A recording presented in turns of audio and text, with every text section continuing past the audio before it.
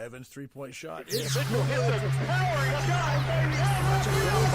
Red Bulls takes it to the house. The following is a production of the Rough Rider broadcast team, a presentation of Watlington and Shires Productions.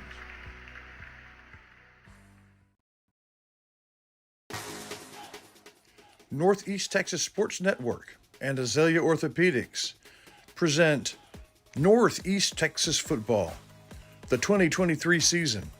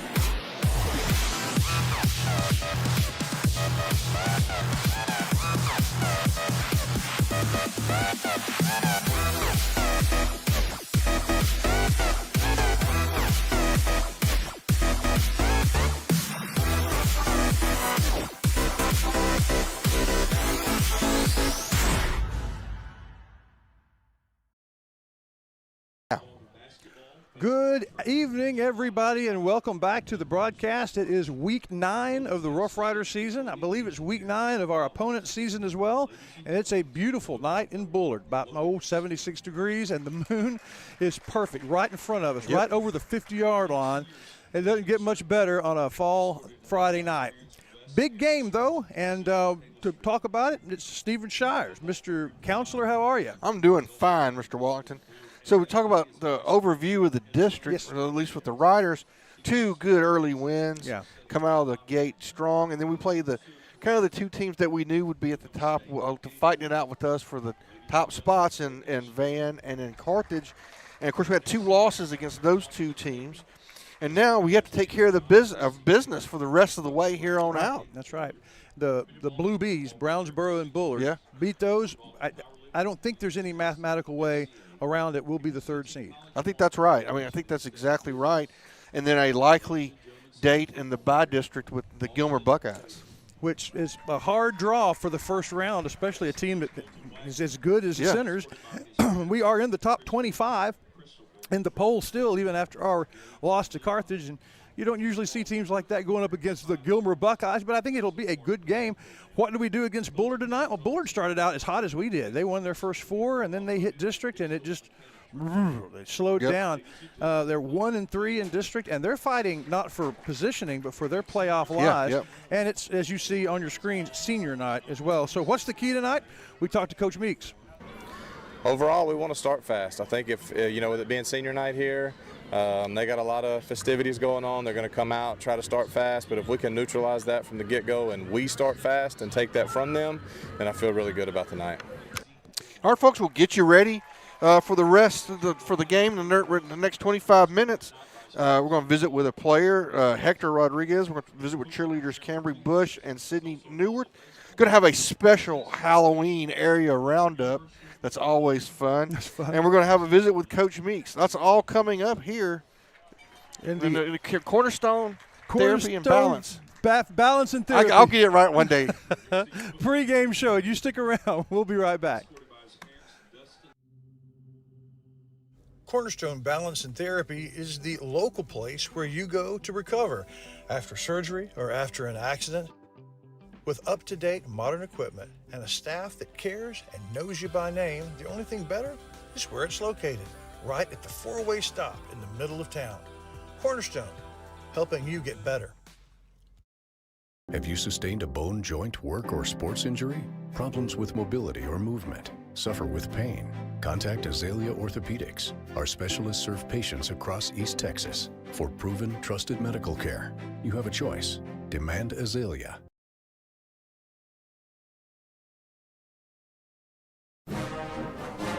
At Rough Rider Oil and Lube, they understand two very important things. First, you and your family spend a lot of time in your vehicle, so you need to take good care of that vehicle so it can take care of you. That's the specialty of Rough Rider Oil and Lube, protecting the engine that gets you where you need to go. Second, Rough Rider fans, they deserve the very best, so you're always welcome at Rough Rider Oil and Lube.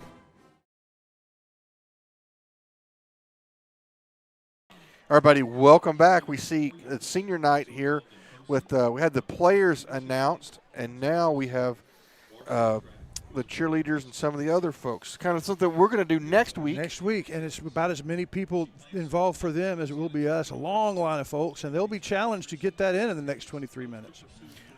Our team tonight is the counselor and myself, and then as producer tonight, Scarlett Shire. She's running all the computer stuff, and man, she's good. And she's getting good at it. It's a lot to keep up with, not just the computer stuff, but the stuff, the football stuff. And Zach Jebson on camera tonight, and that's probably the best news of all for those of you watching. Yeah. That guarantees that that's the A team as far as what you'll be seeing. And the counselor in his pregame brief, what's it going to be, sir? Well, I thought about this. There's a couple of things. I remember we were talking about on the ride up. You weren't going to talk about the battle between Bullard and anybody anywhere else, were you? No. Okay, good. So that's what I'm going to talk about. Okay. So we came here under the Barry Bowman administration, and we played because his parents lived right across the road right over there. I mean, that house. It's, in fact, just about where this camera is. Yeah. The other camera, you can't see in the dark, but if you could, that's where they live, about where that car is moving. So that's pretty cool. Yeah, so in any event, I think about the Barry Bowman time and the success we had with him, in my opinion, one of our top 5 teams. Yeah. The one, and I just want to give a quick shout out to Kyle Parks. Yes. Who I've been talking to him on some stuff, and he said that he watches regularly. He said he enjoys the coaches show, the Rick Mix Coaches Show, every Tuesday night from the Pizza Hut. That's great. Or Pizzeria. So, oh my God, I give this hey. at the Pizzeria, the greatest. You may be visited by the pizza police. Oh, no, that's terrible. That's terrible, Chris Pollock. God, I mean, what a colossal blunder in my brief.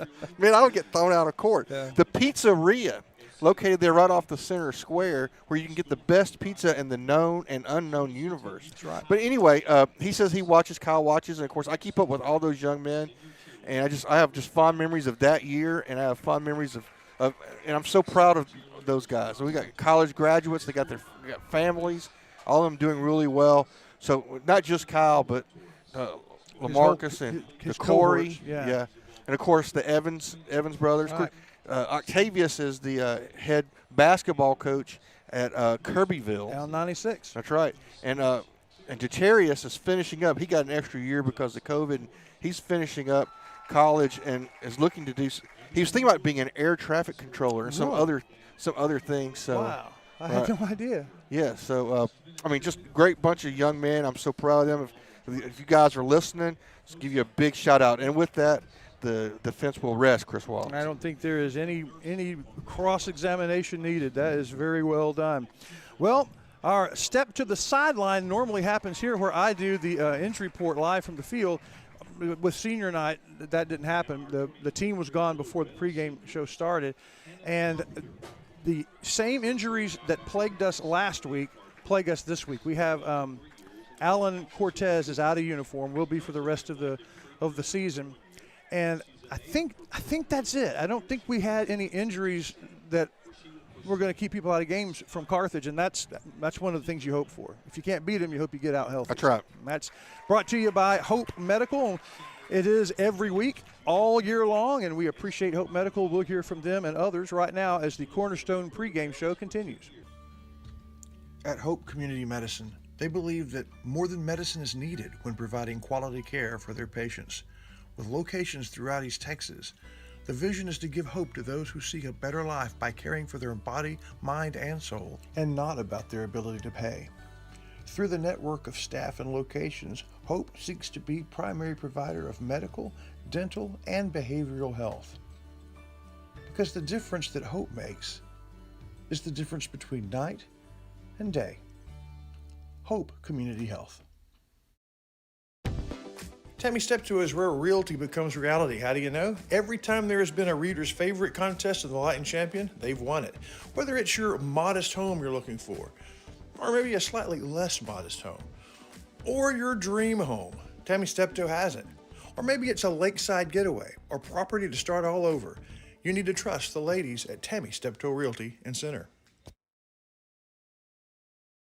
Shelby Veterinary Associates and Center understands that your pet's health is important, and they take every step to give your pet the best care. From preventative wellness exams to vaccinations, heartworm tests, and flea and tick pills. Ask Dr. Mark Josan about the benefits of dental care for your pets to prevent infections and bad breath. Also offering a heartworm injection that prevents heartworms and lasts for 12 months. Shelby Veterinary Associates, treating your pets like the valued family members they are. Now carrying Simparica Trio. All right, everybody, welcome back to the Cornerstone Balance and Therapy pregame show. You did it. You yes, did I it. did. You did it. Of course, it's time. It would not be a Center Rough Rider radio team broadcast if we did not have our cheerleader spotlight, which is brought to you by Gaddy's Medical Equipment. Our cheerleaders were not here yet. They just arrived. They just arrived. Yeah. But Chris Wallington never fails to get a cheerleader spotlight. We got from a couple young ladies from Bullard, so this will be interesting. Take it away, Chris. For the first time in the history of our radio station, we are talking to the other team's cheerleaders before the game, because our cheerleaders aren't here yet. Tell me your name. Addison Moore. And you are? Peyton Kirk. What grade are you in? I'm a sophomore. And you? Sophomore. Okay, so how long have you guys been cheerleaders? At Bullard? This is my 4th year. Were you a cheerleader somewhere else? I cheer competitively. Oh, really? Oh, wow. Tell me about that. I've been doing competitive cheer for 6 years, and I cheer at Spirit of Tyler. So you have a different, I guess, sponsor coach for that, right? Yes, sir. That's cool. Where do you compete most often? We've competed in Florida, Oklahoma, I think Georgia, Dallas, Freeport. Tell me your name again. Addison Moore. Okay, this is Addison. Now, you've just been sitting here watching her talk. Do you do competitive? Yes. Okay, tell me, do you travel with her? Yes. Same cheer coach? Yes. Is the cheer coach from Bullard, or do you go to Tyler to do it? Tyler. Okay, how do you get into that? I mean, and do most of the girls do that, or is it just you two? Or? Well, a lot of us do, and we just kind of look around for somewhere that we want to go and just try it out. Okay, well then, here's an intellectual question for you. Do you think the competitive cheer makes you better as a high school spirit leader, or does the high school experience make you better for competitive cheer? I think competitive cheer helps you more with high school. Not so much the spiriting part, but like the skills and talent, like tumbling and stunning. Are we going to? We're over on your side today. Are we going to get to see you guys flip tonight? Yes, sir. Okay, I'm going to be watching that. It's Addison and Peyton. Okay, so when it happens, I'm going to tell everybody I know those girls. Okay. Thank you for hanging out with me. You're welcome. Pretty cool, huh? Yeah, very awesome. So competitive cheerleading, kind of like the select baseball teams, it sounds like. Yeah, that's exactly what it's like. And they, we have competitive cheerleaders on our squad. Yeah. Not a whole lot of them, but that's a thing now. Yeah, it's a huge thing, I'm sure. And I bet you they work really hard to do that. Yeah, they do. Of course, our cheerleader spotlight, as I said before, is brought to you every week by Gaddy's Medical Supply.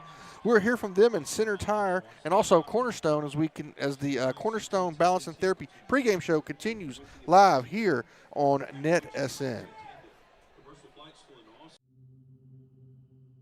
Cornerstone Balance and Therapy is the local place where you go to recover after surgery or after an accident. With up-to-date modern equipment and a staff that cares and knows you by name, the only thing better is where it's located, right at the four-way stop in the middle of town. Cornerstone, helping you get better.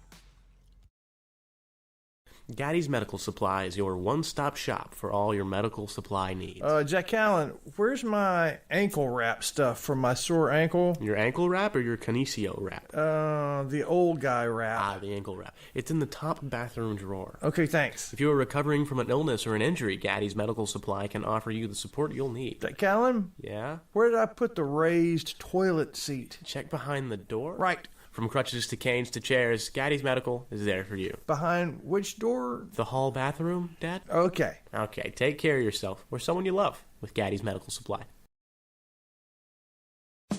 Steve Tinkle at Center Tire Company knows time is money, and that's why when you pull into Center Tire Company, it's like a NASCAR pit stop.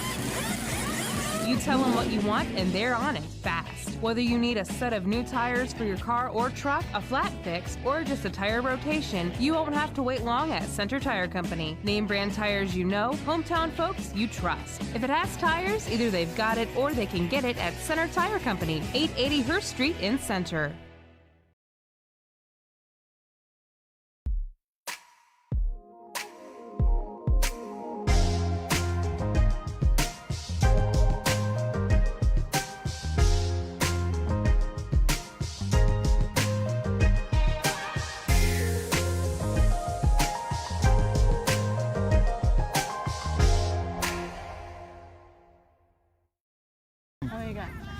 Hello and welcome to Center Motor Company Neutral Zone. What is your name and what position do you play?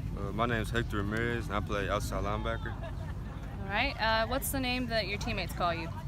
Usually just Hector or Ramirez. All right. Which team would you say is Center's biggest rival? I like Carthage. And then after Carthage, who would it be? Probably North DeSoto. Yeah, I want them this year. So, And what's your favorite team, college or professional? college, probably Oregon Ducks. Why? Just, I don't know, just because the Ducks. They're the Ducks. They're just. Well, thank you. You're out of the neutral zone. Thank you. Thought you'd seen the last of the Ford Bronco? Well, you were wrong. Ford brought the Bronco back so they could put the S in SUV.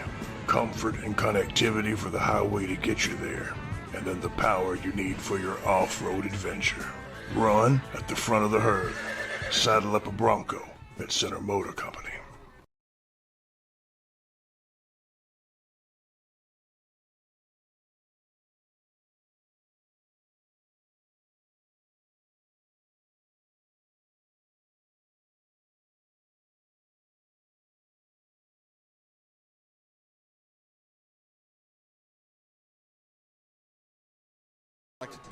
All right, everybody. Sorry about that. Got unplugged. Again. It happens every time we go away and we're not inside someplace. Or we don't have our own independent plug right beside us. Right. Our coaching staff didn't know it was ours. So we are back. And speaking of coaches, let's have a little coach talk from Coach Meeks.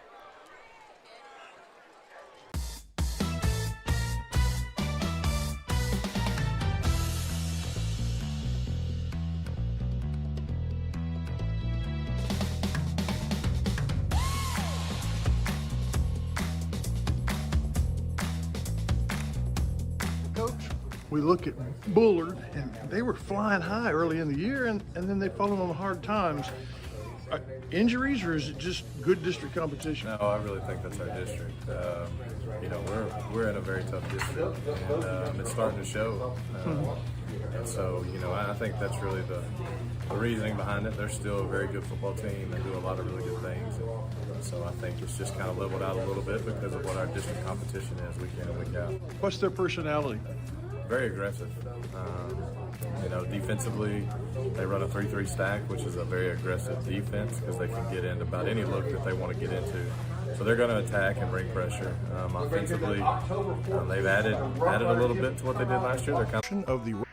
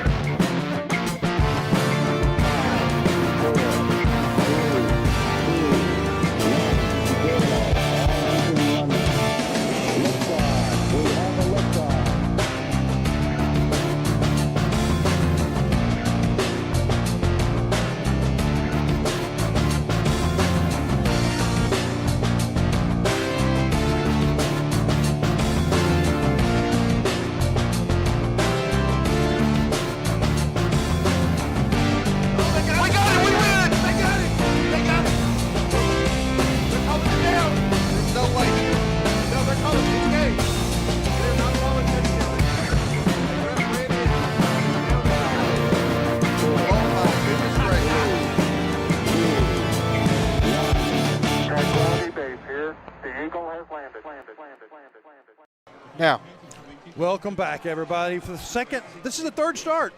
This time we're going to get it right. We found another plug. 2 times through the pregame show and got unplugged. It's not going to happen again, by golly. The Rough Riders are ready. The Bullard Panthers are ready. And center, if you're on the radio, welcome everybody. KDET, 9:30 a.m. White jerseys, purple pants, the purple helmets. And the Rough Riders are going right to left as you look at your radio dials.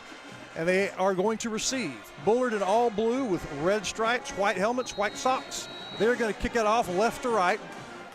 To remind you of the stakes of the game, Bullard fighting for their playoff lives. Rough Riders fighting for the third spot. If you don't get the third spot, it's real likely you're going to go straight home. So lots riding on this for both teams. Thank you for joining us. It's the Shelby Savings Bank kickoff, and it's in the air, and it's short. The Rough Riders are going to take it on the first bounce at the 25 and fall straight down at the 30, and that's smart.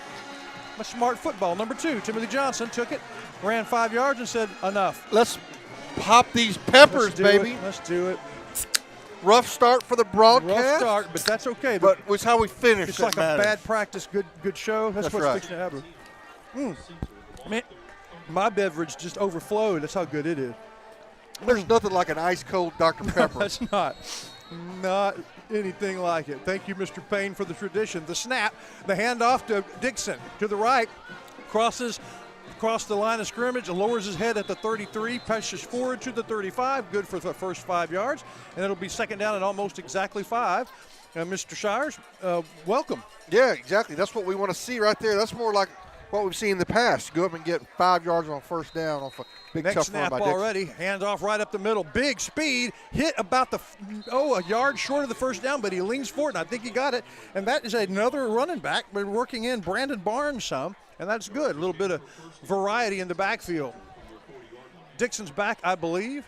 Already ready to snap it. Ray Jones first down. Handoff right up the middle to Dixon. He makes a man miss. Gets to the 45. Lowers his head. Drags some people down to the 47. A good 7-yard first down run for Dixon.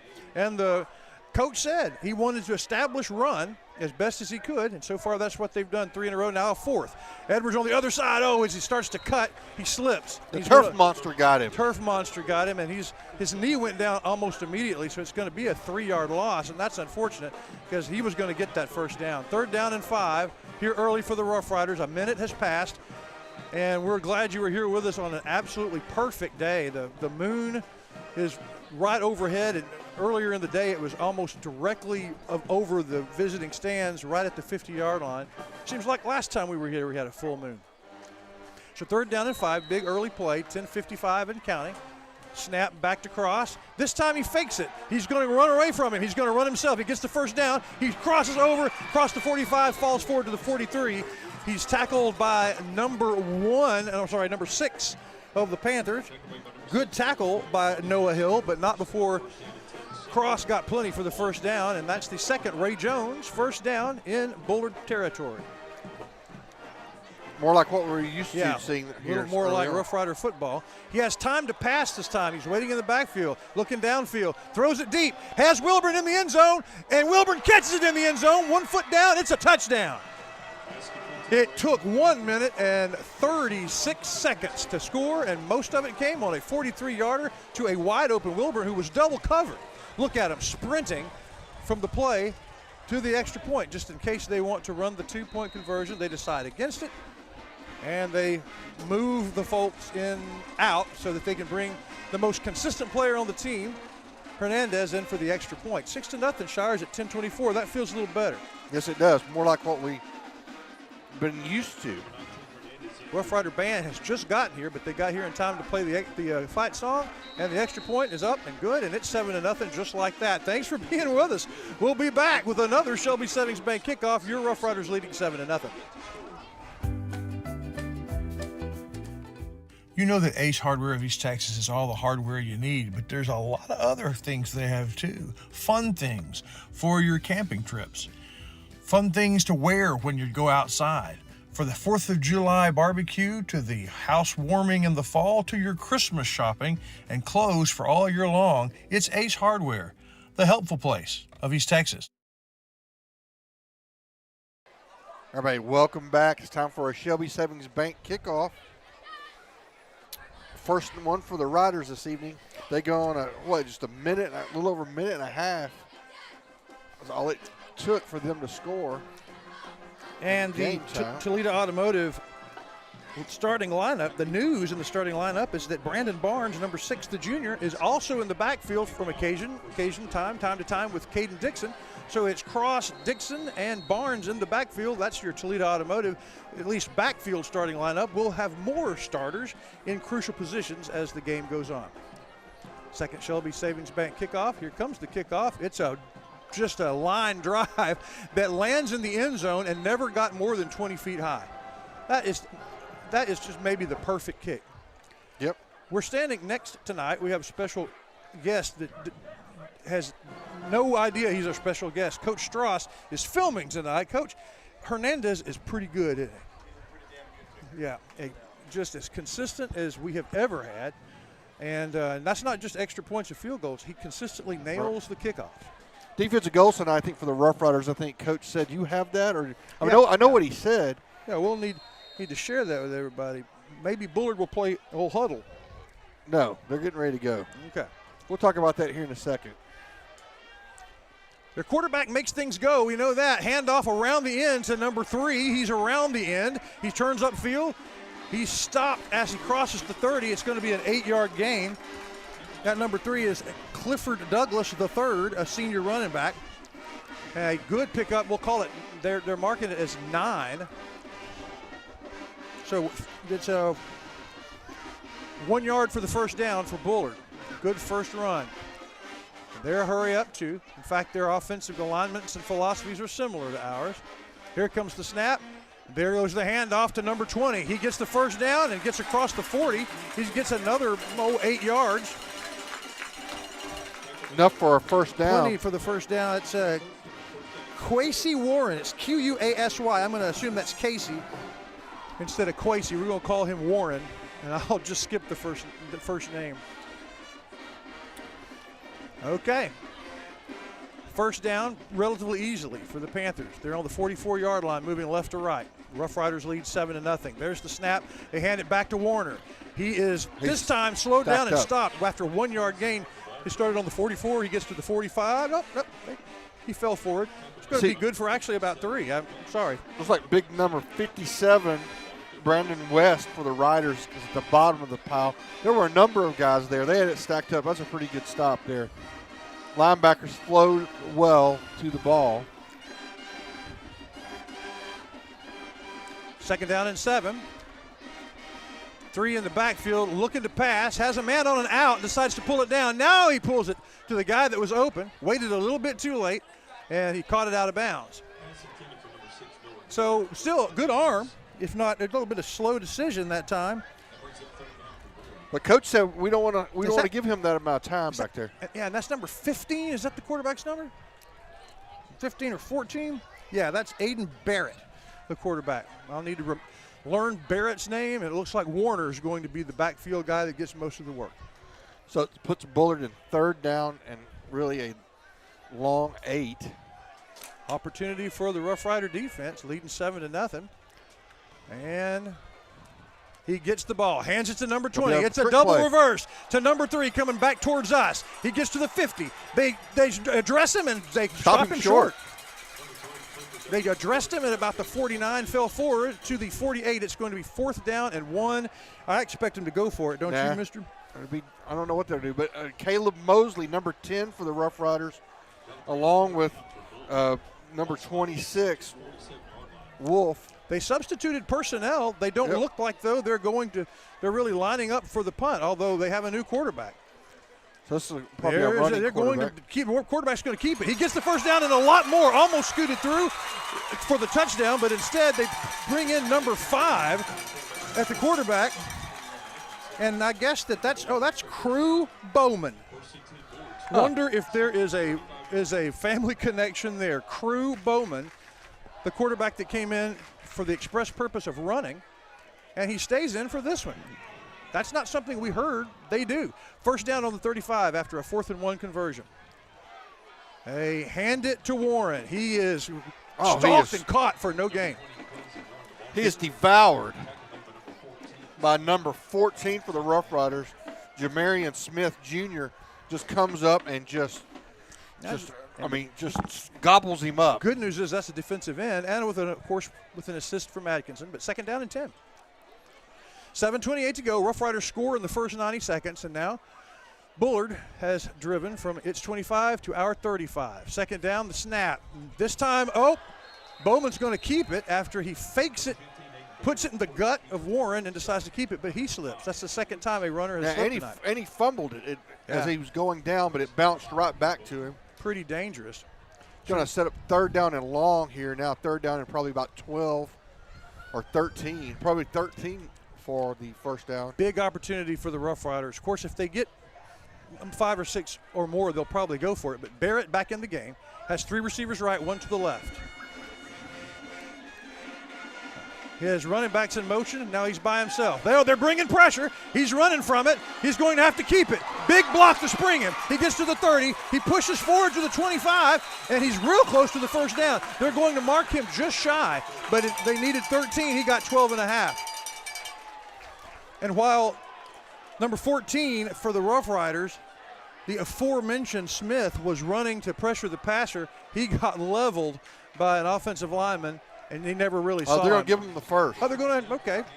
I think that might be a hometown spot. Both referees look like they were marking it shy of the 25. You had to make the 25 to get the first down, and they give it to him. So close to the red zone. 3-4 first downs now for Bullard as the time runs. Well, the clock is stopped now. He get out of bounds? No, they're wanting to have the 22nd. Oh, there's a hole number there. 4, big hole to the nice left. play by number 2 for the Rough Riders. Johnson closed. Timothy Johnson closed quickly and turned it into a 1-yard game. Wellington, I was afraid that might be a touchdown. The hole was enormous, but Johnson saw Timothy Johnson closed it down and for a minimal gain. What a play by Johnson. Very good. Very good work by Mr. Johnson. So it's second down and 9. And there's the snap. Fake to both running backs. He's rolling to his right. He has number 2, but not really open. Good coverage by Caleb Mosley. It would have had to have been a perfect pass, and even then, it would have probably been a short game. If he throws it where it can be caught, it might get picked off. Yeah. So excellent by Mosley. He comes under. He's underneath the route and played it perfectly. Bullard has faced 3rd and 7, 3rd and 13, and now 3rd and 9 on this drive. The first third down, they converted on 4th down. They just converted the 3rd and 13. Let's see what they do here. Ball's on the 24. They got to get to the 15. Here's the snap. He's looking in the backfield, going long. Oh, good defense, and probably, if anything, should have been intercepted. Rough Riders were right there where they needed to be, bringing up a long 4th down and 9. Did you catch the number of that defender? Is that number 3? Jermaine Hunter? I think it was Hunter 3. back there, yes. So like I said, we're due on those 50-50 balls like that. We're due to win every one of them for the rest of the season. That's right. So it's going to be 4th down and 9. I guess they don't feel they have a field goal kicker that can make that. No, that'd be a 40-yarder at least. No reason to punt. Can't kick the field goal. 4th and 9. He's looking back. They're rushing him. He's all the way back to the 40. He throws it desperately. He throws it out. Oh, that's grounding, too. He was going. There it is. There's the flag. There's the flag. It's late. But he had run 15 yards, but all straight backwards. That worked out about as well as it could have worked out. Yeah. Not only are we going to get the ball back, they're going to give us 15 more yards. Well, lost it down. We're going to get it, at where he would have been sacked. Yeah. It's going to be about the 40. Yeah, 39-yard line is where they should mark it. And that's good news even for more the than that. 46. 41. 41, sorry, yeah. That's right. Thank you. So how about that? The Rough Rider defense it was stretching and finally held. Rough Riders already ready to snap the ball. Riders to wait for the change folks. Yeah, Riders up 7-0 here in the first quarter, their second drive. Man in motion. There's the snap. They give it to the man in motion. Around, turns the corner. 45, hit hard, falls forward though. And that's number 5 for the Rough Riders. And they're showing different things. DeCalvian Edwards running on the was not the best exchange. No, but it but worked. he gets 8 yards. Good for 8. Now they hand it to Dixon. As he is cutting, he's hit, and they're going to mark him at the 50 because his knee hit before he fell forward, So and that's going to be 3rd and 1. Short. Only 1 yard gain. Good stuff, though. 3rd down, they hand it to him again. This time he gets up ahead of steam. Oh, he falls over number 58. They're going to give him credit for the tackle, but really he was just there, and Edwards tripped over him. But still good enough for a Ray Jones 1st down, as the Rough Riders already leading 7-0 with 5:04 to go. 2nd drive of the night. Cross looking to pass, finds number 11 on a nice out pattern. He comes back to the ball, single coverage. The receiver was between the ball and the defender. Perfect pass from Cross. To number 11, Jeremiah Ratcliffe, Thank you, junior Jeremiah wide Ratcliffe. receiver. Yeah. Nice route, catches it, secures it, gets the 1st down. Another Ray Jones 1st down. Run right up the middle to Dixon, and he is slowed down and brought down after 4. Coach said that was their goal tonight. We got to do a good job controlling the line of scrimmage tonight. We focused a lot this week in the run game to help control the clock and control the line of scrimmage. Still going to play fast. And that's what they're doing, trying to control on the ground, playing fast. Dixon with the ball. He gets hit at the 33. Wow. He won't go down. He keeps fighting. He shakes people off. He moves forward. He falls forward. And a 2-yard gain becomes a 6-yard gain, 2nd down and 1. How about that? That's Dixon, isn't it? Yeah, it's going to be 3rd down about a little over a yard here. And there's a snap. And they were going to hand it to him again. He went the wrong way. Cross is having to run for his life. He gets away from 4. He gets away from 5. He gets away from 6. He's running now to the 30. This is going to be the most amazing Ray Jones 1st down of the year. They still tried to knock him out of bounds. He wouldn't go down. How many did he break, Tires? 1, 2, 3, 4, 5, 6, 7, 8 tackles. We need replays so bad. I mean, everybody on the Bullard team had a chance. And it was a broken play. And Cross just said, no, I'm going to the State Farm red zone. Thank you, Chris Mayfield. With the ball on the 12, 13-yard line, it's 1st down and 10. So we have a quick timeout on the field. We'll take one. Well, hold on. Let's just see. No, let's don't go away because I don't think it's going to be gone that long. Yeah. All right, so we got Wilburn over here all by himself. Yeah, and no one to help. What if we see a slant right here for a 6? And the fake and the throw goes to the tight end. To the tight end. That was a good call. But the tight end just a little bit overthrown. That's the number 13 to Jakevian Robinson, who plays linebacker and tight end. Man, I thought we were going to Wilburn on the slant. Me too. Because it's going to be hard way out there like that with his speed. You run that slant, and then it's almost like an option route. If the slant doesn't work, or if the guy bites on the slant, then you just cut it back to the corner of the end zone, run a corner route in it. It's a walk-in pitch and catch. 2nd down and 10. One man in the backfield. He gets it. It's not Dixon. He runs across the 10 to the 7. Oh, Edwards is awfully fast, but he doesn't quite have the raw power. He gets 4. It's 3rd down and 6. Rough Riders have to get just past the 3-yard line, and they are currently at the 7. So 5.5. There's the snap. There's the handoff. Same running back. He gets hit at the 5. He plows forward a little bit. But that's number 5 who gets to the 5. 4th down and a little over 2. You know you've got the field goal. They're just going to think about it. I don't think they're thinking. I think we're going. Make it a 2-score game. This is where you run that quarterback keeper. Where you quarterback option. If you could get them off sides where they snap the ball. That's going to cost us 5 right there. That may inform us to kick the field goal. I was fixing to say, if they jump off sides, I think even though it'll be half the distance, it would be enough for the 1st down. They shifted, and I believe it's going to be false start on the Rough Riders. First, what a penalty of the game. A false start. It will go against the Rough Riders, and that's too bad. See if that changes coach's mind, and I believe it does. Ball's going to be on the 10. And that's going to be 4th down and a little more than 8, or a little less than 8. So, yeah, here comes Hernandez. Take the points here. I agree with this call. An extra point is a 20-yarder. This is a 26-yarder. Snap's good. Kick is up, and he's still automatic. 3 more points for the Rough Riders as Bullard stiffens in the red zone. It's 10-0 with 3:03 left in the first. We'll be back to Bullard after this. You're watching the Northeast Texas Sports Network, the Center Rough Riders versus the Bullard Panthers, live from Bullard Stadium. It's one of the great slogans, right? Just tell them James sent you. But when James Campbell sent you away from Campbell Portable Buildings, he wanted it to be something that met your needs, whether it was storage or some inside beautiful living area.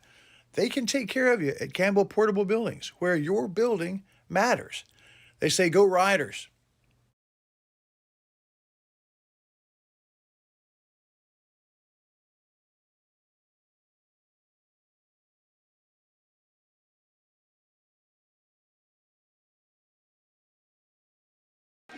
Everybody, welcome back. It's time for another Shelby Savings Bank kickoff here as the Riders lead 10-0.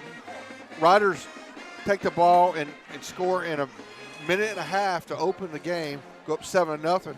Bullard drives it from their 25 down to about the Rider 30, but then have a bad fourth down play. Riders go about 50 yards and kick a field goal, and that's where we are. They score 10-0. I don't think I have a shot. Comes the kickoff. Big kickoff to the corner. They're going to let it bounce into the end zone. Ball landed on the 3, bounced in, no problem, and Bullard will safely take the ball. At the 25-yard line with 3:03 to go. In 3 minutes and 3 seconds, we will go up to Zach Jebson, our cameraman and scoreboard guru for the first quarter Batters Law Firm scoreboard. Check on our county teams first.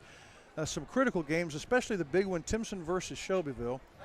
And I guess the closest best game is going to be San Augustine Pinelands. Yeah, Walking Pineland. Okay, handoff to number 20. He has to juke, and he goes to the right. He wanted to go left. They turned him away to the outside, but he runs hard and gets 4 yards, brought down by Atkinson. No surprise there. Atkinson makes a lot of tackles. That's Warren, their big runner. A couple of other riders get in there, but it's Atkinson that corrals him and slows him down and then ultimately drags him down.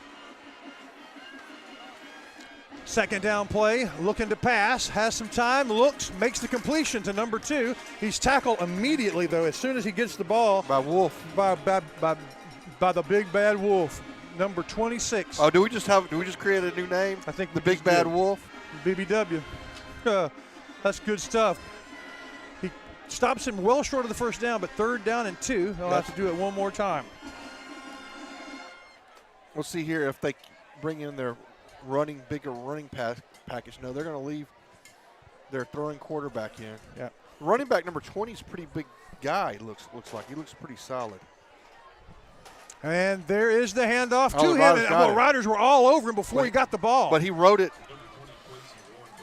They're going to be really close. I think it's going to be short, Chris Wallington, but not by much. Yeah, they are marking him. See if they get a hometown spot. Yeah, I think they did. Nope, it's short. It's going to be a half a yard short. Yeah, I think they got a hometown spot and made it a half yard instead of a full yard. So here they go. They are not lying. It's that same package that came in at 4th and 1 before with number 6. Bowman, the quarterback. Try to draw us off sides. Let's see. He takes it. He's going to run it, and the Rough Riders get to him, and they push him back. Can he push forward? No. It's a big scrum. Where are they going to mark it? They're still scrumming. Moving sideways. Did he ever get across the 35? And that's crazy. They should blow that dead. Yeah, because somebody's going to get hurt on that. That's right. But boy, as soon as you blow it dead, the offensive side goes nuts. They're waiting. They mark it. It's short. The Rough Riders have held on 4 downs, and they have the ball at the 34-yard line, pretty deep in Panther territory with 1:14 to go in the quarter, already leading 10-0. And there's a little confidence booster for that defense. Yeah, absolutely. Man, that's a good yard short. On their first drive, the Panthers kept the ball for a third of the quarter. Of course, the Rider defense did a good job in first and second down, and even 3rd down on some occasions. But they were able to get chunk yardage on 3rd down. Yeah, but not this time. As the Riders again, I don't know who was in there first, but it was all 11 guys kept them from getting the first. Receiver in motion. They fake to Dixon. Boy, they are in on cross, and despite the fact that Dixon was in there blocking, they came in and got him. Big number 72, the defensive lineman gets there first. That's Kason Craig. That was a good bull rush right over the Rough Riders, good for a 10-yard loss. Oh, wow. Second down and 20. That's the biggest defensive play of the game by either team. Well, I would say the fourth down stop was a bigger defensive play. Well, Chris that's I hate to quibble with you, sir. More dramatic, but yeah, as far as importance, I guess you're right. Second down and 20. Here comes the pass, trying to get it all back at once. His man is open in the corner. He catches it. Was he inbounds? Yes, sir. Yes, he says he was. A beautiful catch. No way I can describe that as beautifully as it was. He catches it on the one as he's going out of bounds. There was a spot of about 2 feet between him and the sideline, and that's where Cross put it. The best pass, I think, of the year. And that was number 2, Timothy Johnson. He just dropped it right into the breadbasket. And Johnson with great concentration. They get all that sack yardage back plus a whole bunch. That's what you do on 2nd and 20. And now the handoff to Dixon, and he goes right over a hole on the right side of the line and comes in standing up. And the Rough Riders now, 3 possessions, 3 scores. One of them was a field goal. Now 2 touchdowns, 16-0 with 50 seconds to go.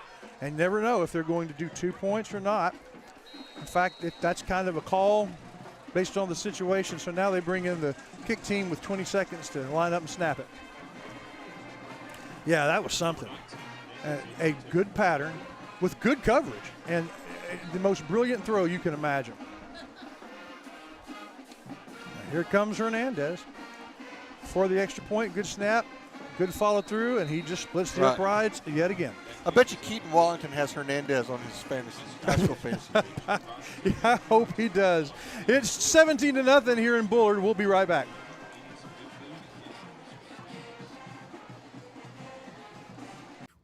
So, Billy Don, tell us about Brookshire Brothers. Well, they got just about everything. Got good produce section, a fine meat market, and that chicken. Winner, chicken dinner.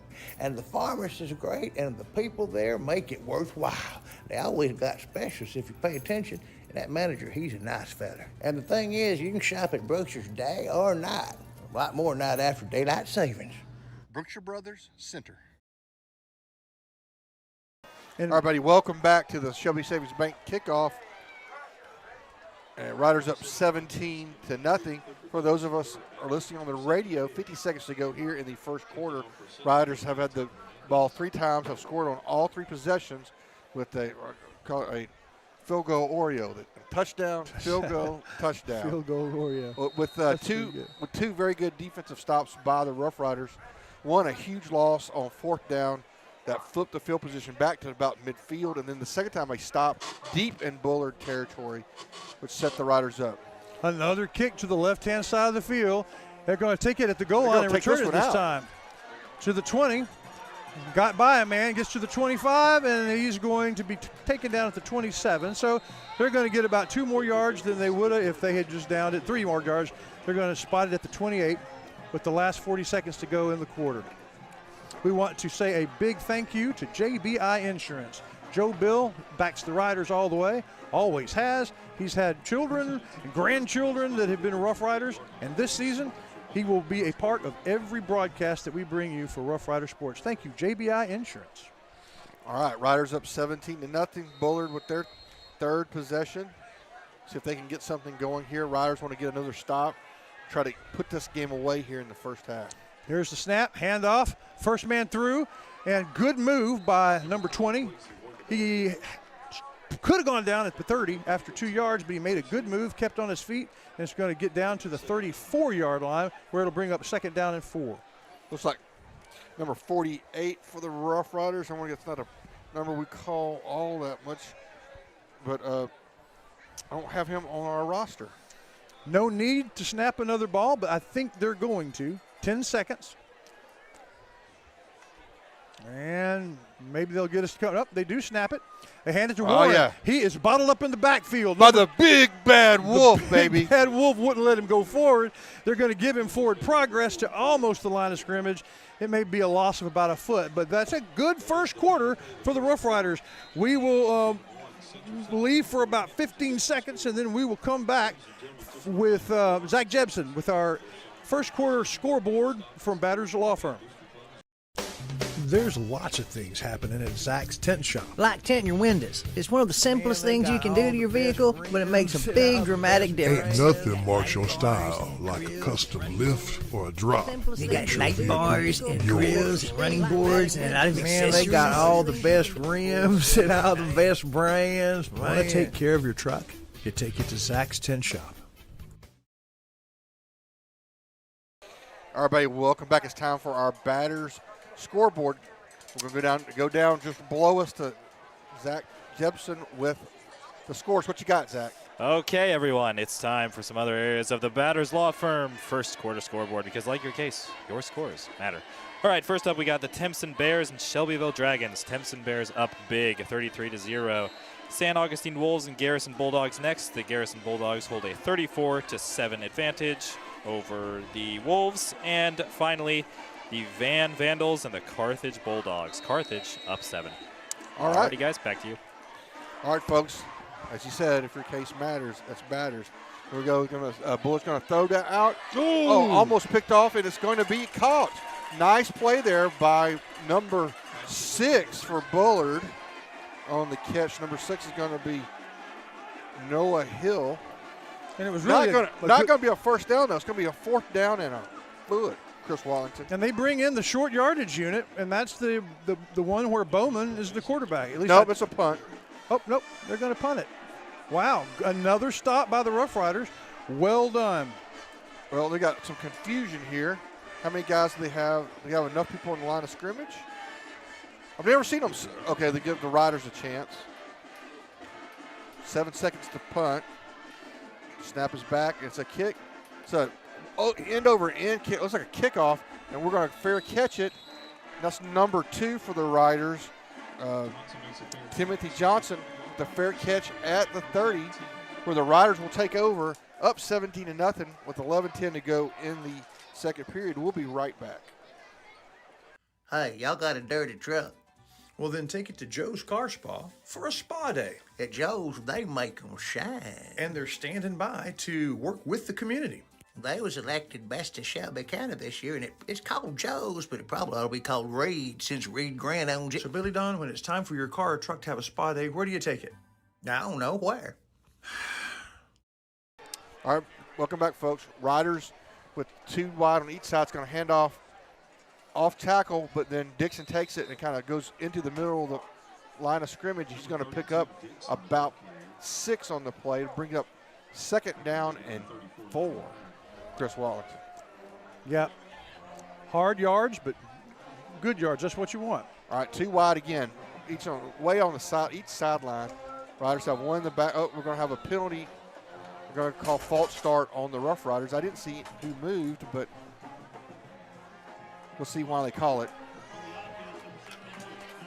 Oh, they're going to say one of our offensive linemen flinched. So it's going to set it back. It's going to be a 2nd down now and about 9 for the Rough Riders.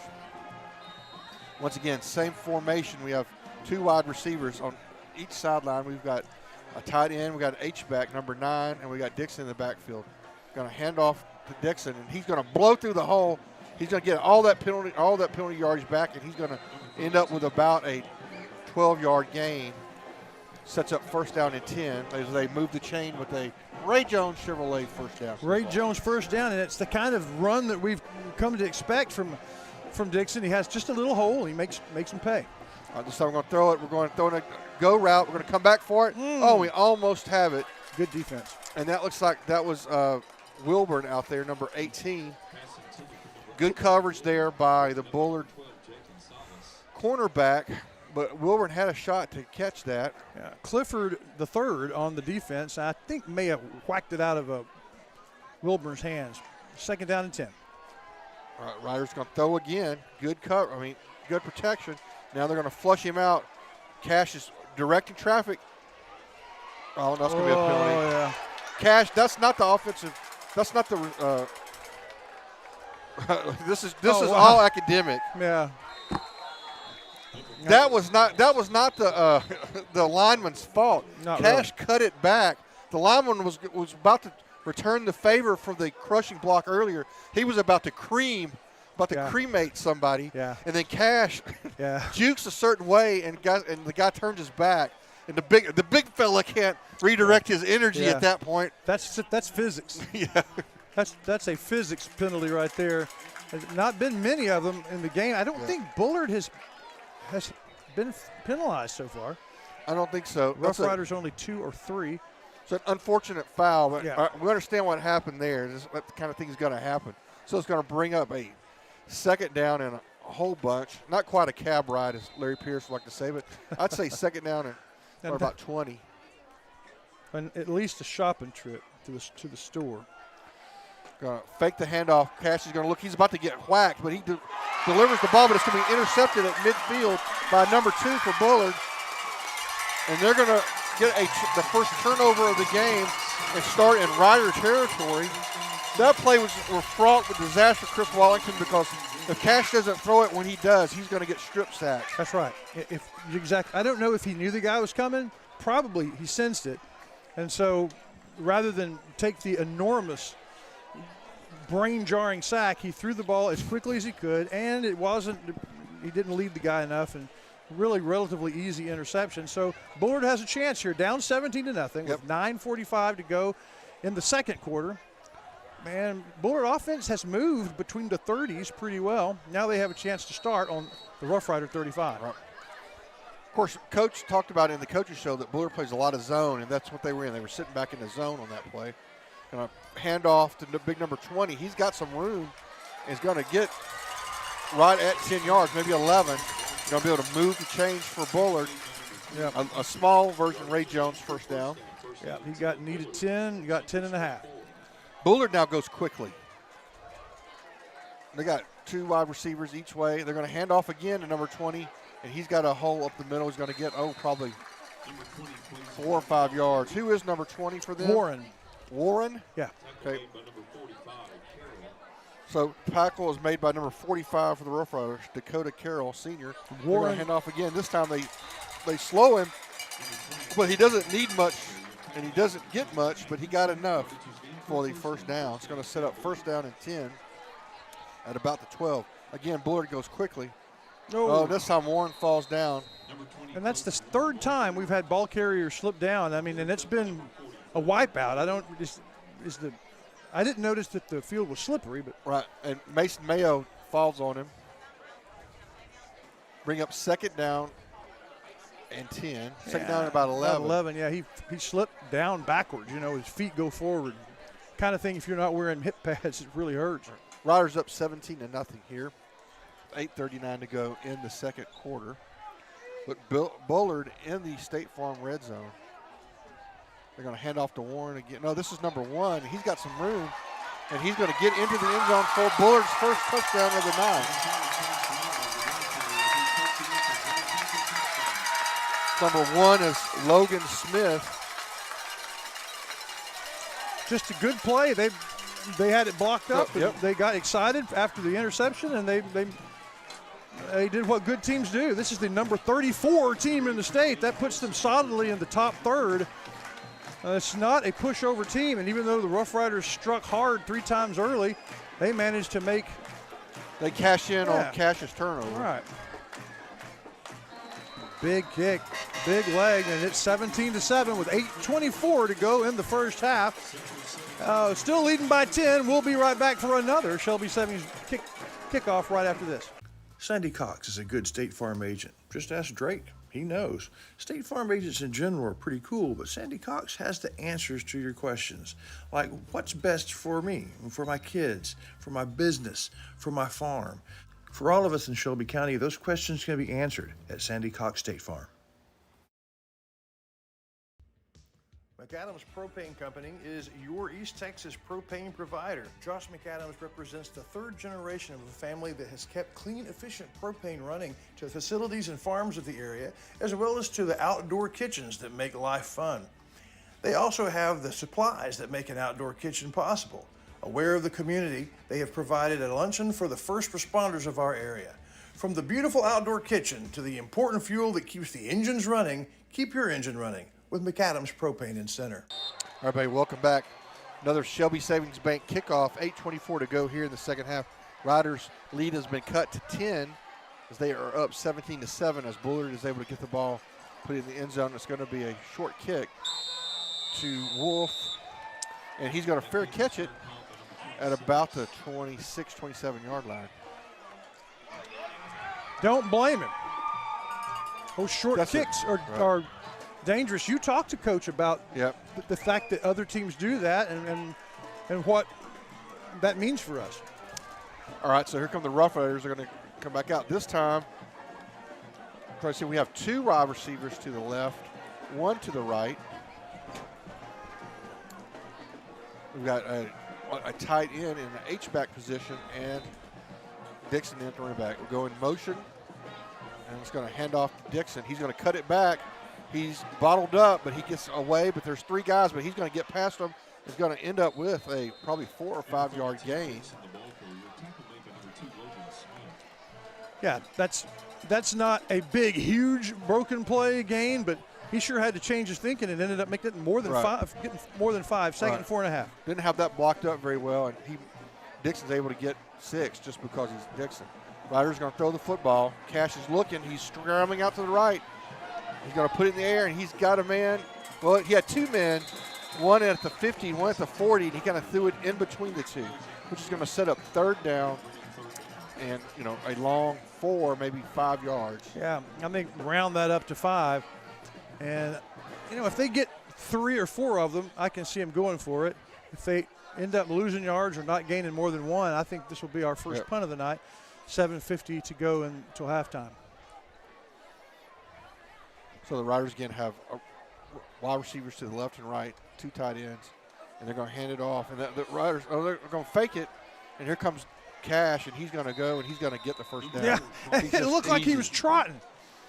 It's the same kind of look he had after the penalty where he knew that it didn't count. I think he was running real fast on that play because he didn't look like he was exerting himself there. He casually gets the Ray Jones first down. Right. All right, now we have 2 wide receivers to the left, 1 to the right. Again, we have H back in, and we're going to hand off to Dixon, and he explodes through the hole, and he gets into the secondary, and he makes a couple guys miss, runs over a couple guys, and is still going. He's going to end up at the 35-yard line. Yeah, it's his biggest run of the night. Well, when the offensive line gets it blocked up and he can get through the hole and gets into that second level with his momentum, he's difficult to bring down. So here they're going to hand off again to Dixon, and he's got a guy, nice solo tackle by number 11. Oh, yeah. Yeah, that was pretty good right there. Got to block those guys. Going to lose 2 yards on the play, 2nd down and 12. On the play before, Trace Lester, I believe number 62, had his guy closed off, and it got that initial hole open. Offensive linemen so rarely get their name called. Of course, that time didn't work. Lost it 2. 3. Twins to the left. Cash is looking that way. Now he's going to take the ball down. He's going to scramble around. Now he's going to go. He's got a guy wide open, but the ball is touchdown. Yeah, he got there it. Is. Oh, no, he lost it. Wide open. And number 11 for the Rough Riders was there. And that's going to be Jeremiah Ratcliffe. He is a sure-handed Jeremiah Ratcliffe, but I think he got a finger in the eye. No, either that or probably so. But anyway, Cash didn't see him right away. I mean, he was wide open. Oh, okay. And then Cash threw it down there, but it was so far and had to put so much air in it that the Bullard defensive back was able to close the distance and contest it, and then and kind of scratch it out, it looks like. I'm not really sure, but I think that might have been part of the issue is that he went up for the ball and the guy got there late and put his hands up and it went right through the helmet and into his eye. Sets up 3rd down and long for the Rough Riders here. Really need to convert this one or at least get close so we can go for it. They're going to pull out and fake it. And Cash is going to go. This has been money all year long. Good solo tackle. Yeah, that's still enough for a first down. Plenty for the first down, but that was a good tackle. Normally, Cash shrugs that off and goes and scores, but I think there was some question whether it was a horse collar. I think Cash was trying to say, that's what he was. Hey, that's his argument. Look at my jersey. Look how crooked it is because the guy grabbed it there. Jones first down in the State Farm red zone. Going to hand off again to Dixon. Oh, there's just a nice hole there. He's able to get through. Again, when the offensive line can get that first level blocked up, Dixon is just trouble, and he's going to get just easy. He's going to get 5 yards. Brings up second down. 2 receivers to the left, 1 to the right. Again, we have a tight end and more of an H-back, and they're going to hand off. No, they're going to fake it, and they're going to go out. Nice pass, way to connect it. I believe that's to Bellin, and he makes a guy miss. He makes 2 guys miss, and he's going to be inside the 5. And that is number 7, T.J. Bellin on the reception. Beautiful play by Bellin, keeping his balance. Yes. Fighting for the first down. Another Ray Jones first down deep in the State Farm red zone. Great throw by Cash. We'll talk about that here in a minute. We're going to hand off to Dixon, and he's going to run over a couple guys and probably take them into the end zone. And that he does. He did. I wasn't absolutely sure, but he did. I was. Anyway, Cash on that throw to Bellin, what was awesome about that is he puts it over. There's a cornerback out there. He puts it over his head and drops it in perfectly with Bellin. I don't know that I can do that, Chris Wallace. No, that's. Oh, they go for 2, and they're going to get in and get it. Once a game, they go for 2, and we never see it until there's a flag, though. I saw it, Chris Wallace. There's a flag, though. Let's see. Let's see what we got here. Probably 12 men on the field, if I had to guess. Nope. False start on the Rough Riders. All right, we'll take the 2 off the board. Yeah. Well, that's a shame. That's the second time there's been problems in the red zone. The first time was on a 4th down. This time it's on a play we actually put points on the board. That's disappointing. So we'll kick the extra point now, probably. I would think that would be the thing to do. Unless you're the Dallas Cowboys and you go for it. Sure. There he is. All right, so Hernandez back to kick. 5:45 to go here in the half. Riders score again. The kick is up, and it is good.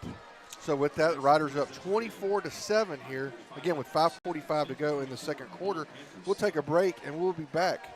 You're watching the Rough Riders versus the Bullard Panthers on NetSN and listening to us live on KDET.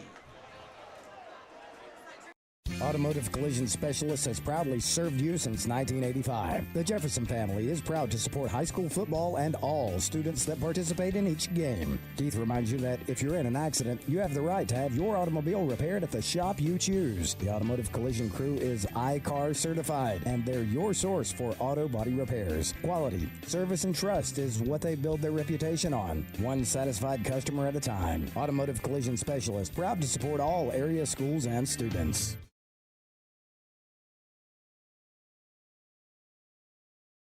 Everybody, welcome back. It's time for another Shelby Savings Bank kickoff. See what the Riders do here. They're kind of bunched up, Chris Watlington. Yeah, this is an unusual, straight up. They pooch kick it, and it's caught harmlessly by Bullard at the 40, but that's something different. Yep. Well, I like that.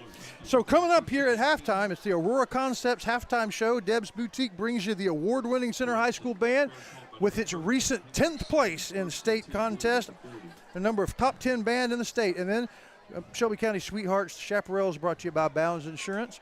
Then East Texas Auto Motor will give you the halftime analysis. The Batters halftime scoreboard follows with Zach. And then up close and personal from Borders Poultry Supply with Christina Smith talking about the Twirlers, who will get to perform for the first time in 3 weeks tonight and are heading toward their own UIL contest. That's the Aurora Concepts halftime show.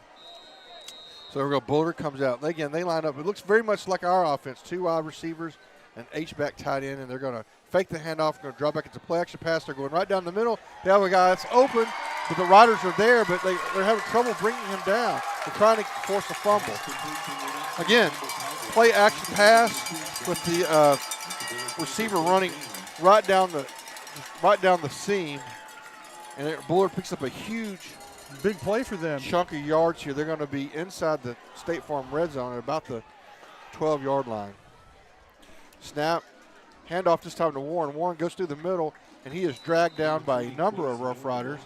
We see number 14 is As Jamarian Smith called his name several times tonight. There were several Rough Riders there, but he looks like the one that probably did the yeoman's work to bring him down. Second down and about a long 5, maybe 6. Pretty big play. Yep. Wide receivers to each side. They're going to throw it again. Almost intercepted a couple ways, but I thought number 10 for the Rough Riders, Caleb Mosby, might get it, but he threw it into really double coverage with Mosley in the flat. I thought he could have picked it. That would have been a pick 6. There's the Rough Rider band warming up there behind everybody.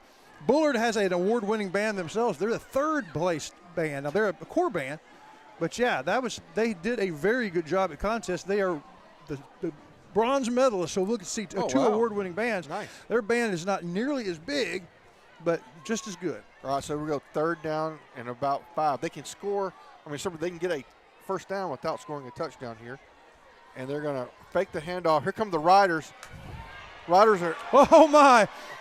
Yet another case. That is clearly grounding again. Got to be. He went straight backwards. You got to get outside the box if you're going to throw it away or throw it near somebody. The big thing about that is, again, that was on third down, so this is fourth down. And that makes a field goal a much more challenging thing for them. It's not 3rd and 7. It's 4th and 22. So let's see where they end up marking it. But Rider defense, great. There's a defensive ends, and I think Mayo was there to force that. And now, you really don't punt it here. Well, I think all they really can do is go for it, and all the advantage now for the Rough Riders. Just don't let anybody buy you. Yeah, don't let anybody buy you. No PI. The Rider, if you're in the front line, bend your ears back and come hard. They're gonna try this play again. Oh, it's a double reverse pass back to number 20. He's got too far to go. Oh no!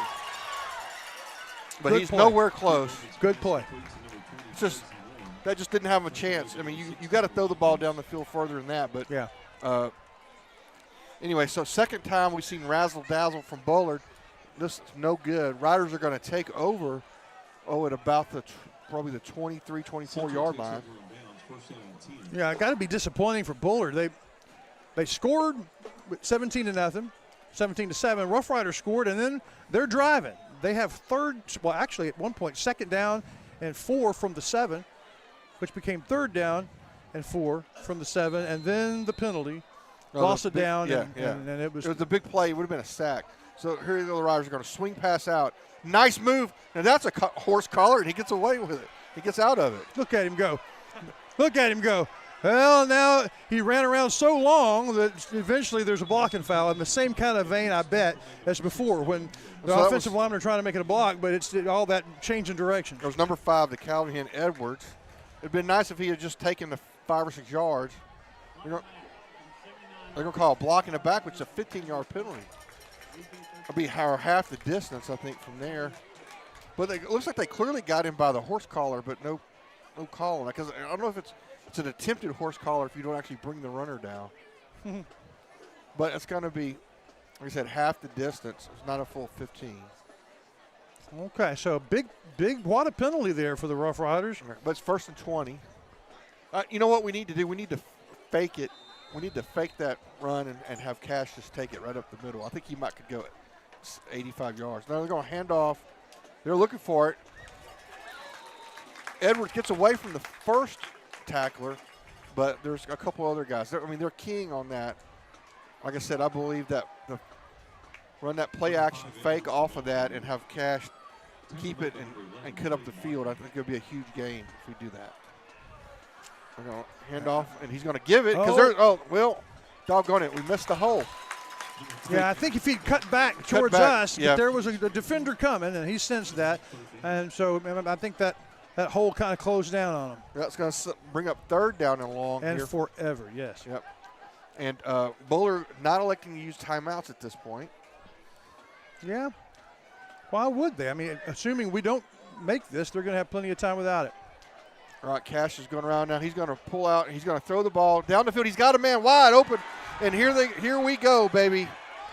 Bang. Number 7, a T.J. Bellin. On the huge play, huge chunk yard play. That could be a Dairy Queen play of the half right there. I think it should be. Because that might be a backbreaker type of play That's here. the kind of play that Carthage was making in the second quarter. We do something good, they do something better. Hand off again to Edwards. Oh, nice. Breaks through, makes a guy miss, and he is ankle tackled. So huge play by Edwards. Two back-to-back Ray Jones first down. This one in the State Farm red zone. Thank you, Chris Mayfield. You got to wonder, I think they play a lot of two-way guys. This may take a toll on them eventually. Edwards will cut outside. They've missed a couple times. Look at the cut. He's going to walk back in. Like I said, I think this defense was gassed from that series. So with 2:55 to go here in the half, the Riders put another touchdown on board, go up 30-7. And quietening the crowd here in Bullard. We're over on the Bullard side, obviously. And Cyrus, review that for me right quick. How did that just happen? I mean, Edwards on 2 big runs. I mean, the offensive line, like I said, I believe the defense was I mean, their tank was low, and I think we were able to get that blocked up, and Edwards with a couple good moves. We're going to have a – Uh-oh. Well, that's the first time that's happened this year, but that's not a missed kick. It was not a missed kick. That's just a snap that didn't happen. So for the first time all year, an extra point doesn't happen the way it was planned. 30-7, 2:55 left until halftime here in Bullard. Covington Lumber and Building Supplies is in the capable hand of a third generation of Covingtons. For shingles for your roof, to carpet for your floors, to Farrell Calhoun paint for the walls, bathroom fixtures, and everything in between, Covington's has it, as well as all the lumber you can shake a stick at. Lumber for your home or for other fun projects. You find it all at Covington's. Have you sustained a bone, joint, work, or sports injury? Problems with mobility or movement? Suffer with pain? Contact Azalea Orthopedics. Our specialists serve patients across East Texas. For proven, trusted medical care, you have a choice. Demand Azalea. All right, welcome back to another Shelby Savings Bank kickoff. How many is this, Wallington, that the Riders have kicked off? We have scored 5 times. They have scored once. 6 plus 7 kickoffs. 7 Shelby Savings Bank. We're going to do that pooch kick again, straight up, and they're going to fair catch it. Look at that 33. As devastating as his big kicks are, we're actually giving up about 8-10 yards, but I know that they're kind of hoping for a mishandled ball or something. But yeah, you want to kick it up. They've got guys that can handle it, and it's coming. You want to try to kick it into a no-man land area if you can. That's a pretty big band over there, the Bullard band. That's up 120, I'm guessing, strong. Yeah. Looking forward to seeing 2 very different styles at halftime, but both state award winners. So Bullard's going to come back out with 2 minutes and 55 seconds. Now the question is Bullard going to run the football, or are they going to try to throw it and chance giving the Riders another possession? We'll see what they do here. They have receivers to each side, and H-back in along with one backfield. They're going to hand off to Warren. Warren's got some room. The Riders close it down pretty quickly, and we have number 2 for the Rough Riders. Okay, Johnson and Atkins. Is there Timothy Johnson. Timothy Johnson's having a great game. He always does. Quietly has a great game. Yep. He's always a support player, a really good support player. He's rarely been the leading man. So this is right in front of us, Chris Waller. We're going to get to see exactly what happens from the line of scrimmage right here.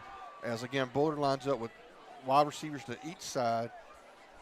Get a tight end, number 11 in the H-back position, along with a running back to the right of the quarterback. And they're going to hand off. And there's no hole there, but a slight one opens up. Oh, look at him. Almost fumbled, though.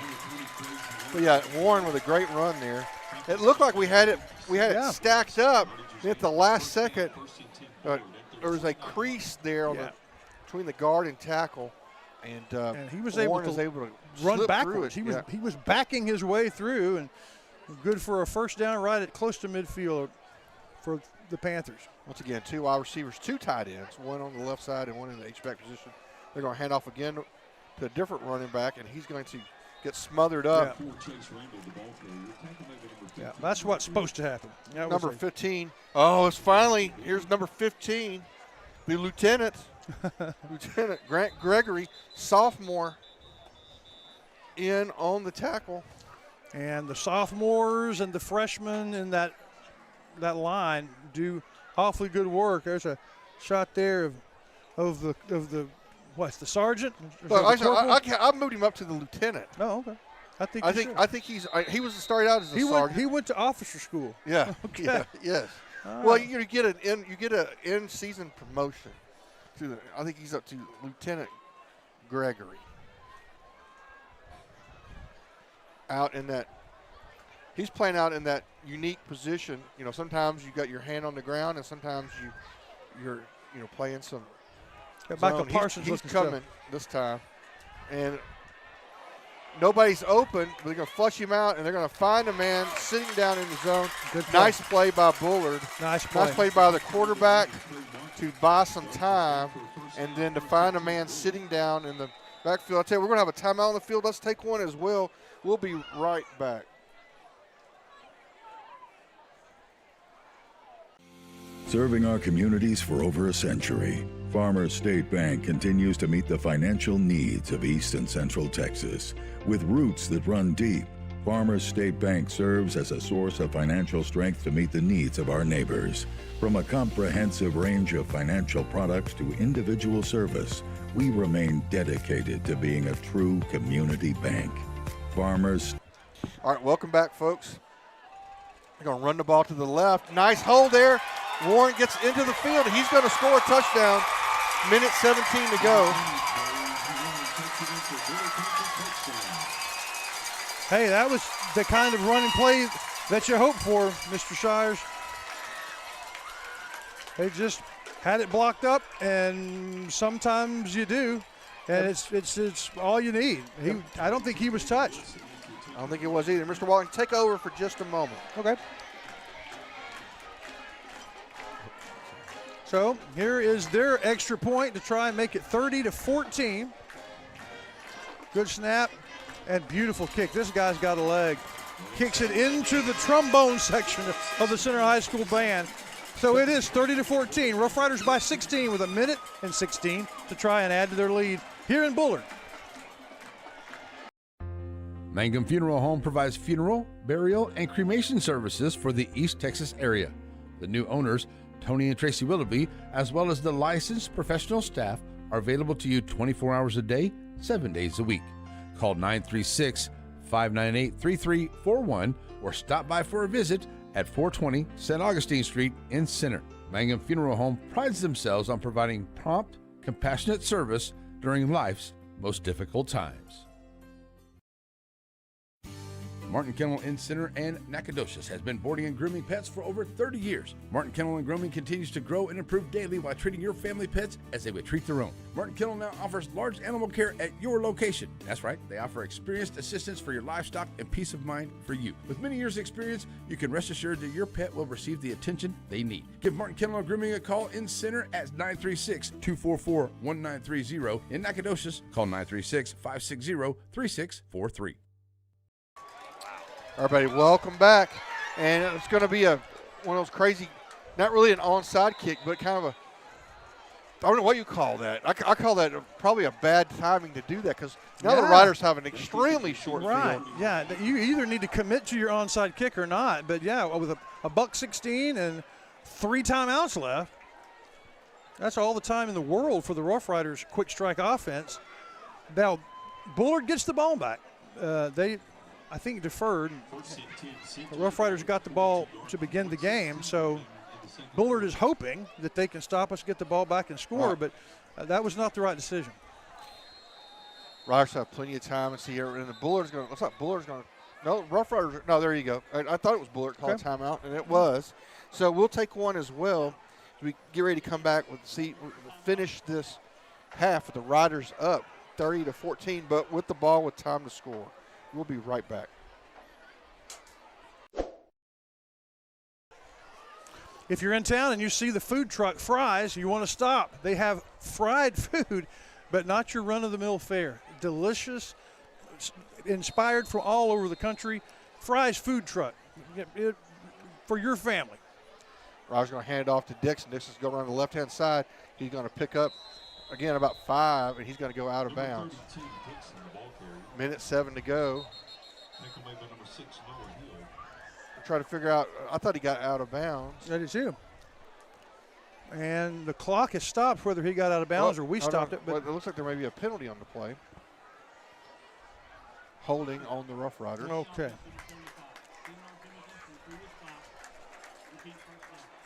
So it's going to be a 10-yard penalty from the spot. He said from the previous spot, so that would make it 1st and 20. Well, they caught it on number 25, and I didn't see a 25 out there. Well, that somebody had to make a holding call, I guess. Well, that changes the calculus a little bit, as the Rough Riders have already started the clock down to a minute. Gonna fake it. Cash is going to look. He's got one man to beat, and nice job by number 6 for Bullard. Yeah, he ran him down and stopped him with an ankle tackle. But I was looking downfield. There was absolutely nobody in the pattern. So Cross had no choice but to tuck it and run. So that's going to we have a timeout on the field. I was telling you about the fries food truck. It's poutine is what I had. French fries, well, I guess French fries, fried potatoes, gravy, and then cheese curds. And then I chose some pulled pork. It was so good. And then I looked at all the other things. I couldn't have but one thing. Oh, it's just excellent eating. And you guys should try it. When you see the truck, stop at Fry's. In just less than a minute, the Aurora Concepts halftime show features really our band as they make a 10th place showing at the state contest and do a very good job. This will be their first performance since then, and the Twirlers are featured in our Up Close and Personal, brought to you by Borders Poultry Supply. And I have my camera there on number 4. Yeah, that's Riders holding their collective breath. Yeah, something was not right with Cash. Obviously, he's okay as he walks out of the game, but the next play will be without him as we look at a very long second down and under a minute to go. They may go over there and look at him. He may be done for the half, and then there's no reason to bring him back out at this point, especially if it's going to be third down in a ton, unless he's completely shaking it off. Yeah, number 7's the new quarterback, T.J. Bellin. He's a receiver. I mean, that's the problem. Our backup quarterback is also our receiver, so he doesn't get a whole lot of reps. But if he feels like throwing it, nobody on that Bullard sideline is going to think he's going to go back and pass. So the element of surprise would be with you if he has a good pass in his repertoire. Now, I just say you fake it to Dixon and hit the tight end right down the seam. Yeah. Just everybody knows you're going to hand it off to Dixon here. So maybe you don't. Rough Riders have to get to the 48 across midfield for the first down. It's second and very long. Hoping to get a little cheap extra score here, but a penalty and then an injury to your quarterback, that's not what you want to see. No, it's not. Riders up 30-14. Excellent first half for the Riders here. And so they're going to snap it. They're going to hand it off to Dixon. Of course, Dixon may just say, "The heck with this. I'm going to take it." He's going to get about 15 yards. Going to set up third down and about 5. Yeah, third down and 5 is negotiable. Rough Riders have all their timeouts. They're not going to snap one yet. I'll see if we can get it pick up third down. Another handoff. Nope, and they're stopping it. Going to be another, I guess they're going to call false start on the Rough Riders. We weren't set, maybe, in too big a hurry.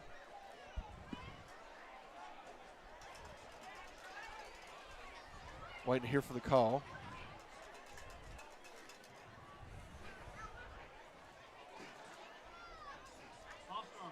In the option. This penalty also carries a 10-second penalty, 10-second runoff. Please put the clock at 16 seconds. Actually, the Rough Riders could choose to use a timeout here if they wanted to. And avoid the runoff? Yeah. Maybe coach doesn't want to. Well, yeah. Facing 3rd and 9, maybe he doesn't. Maybe he doesn't. But so it's either 26 or 16, right? Yeah, it'll be 16 unless coach chooses to use a timeout. Which if he's not going to, then that means that tells us what we're going to be doing here for the rest of the half. That's true. That's true. Having trouble getting it to the clock guy to do that. Waiting for them to run that time off from 26 seconds. Now they're her getting it done. So with 16 seconds, if you get the first down, you could stop it. But then you would have T.J. Bellin as your quarterback to see, that last play or two. Instead of your, one of the best quarterbacks that's ever worn purple, Cash Cross. It would be an interesting discussion to find him, his all-time rank at the position. Okay, we have an opening to the 35, to the 30. He's still running to the 25. They sling him forward. He's to the 17. Now the Riders will call a timeout. Yeah. The clock would have stopped anyway with the first down, but with 5 seconds and you're on the 17, do you have a 35-yard field goal in your repertoire? Yes, we do. I know we do. And I think you do. I think you put him out there. Especially since you don't have your quarterback. Well, probably Cash is coming back in because he's the holder. He's the holder, so he's hopefully healthy enough to hold. I think he's coming back in. Yeah. I mean, we'll see. We'll see who holds. Wow, a wild finish here. Maybe Bellin's going to hold? Well, it looks like that will be his job. And, boy, that's a critical one. How many times does he hold in practice? That is critical right there. We've already had one mishandled. Yeah, mishandled snap that robbed us of an extra point. But he has kicked a 35-yarder this year, and he's kicked one a little further than that. Hernandez in to attempt an extra point. Correction field goal. There's the kick. It's up, and it is through that dadgum Hernandez. With 2 seconds left, another 3 points. He's pretty good. He's pretty good, I'm telling you. Well, we'll be back with yet another Shelby Savings kickoff right after this.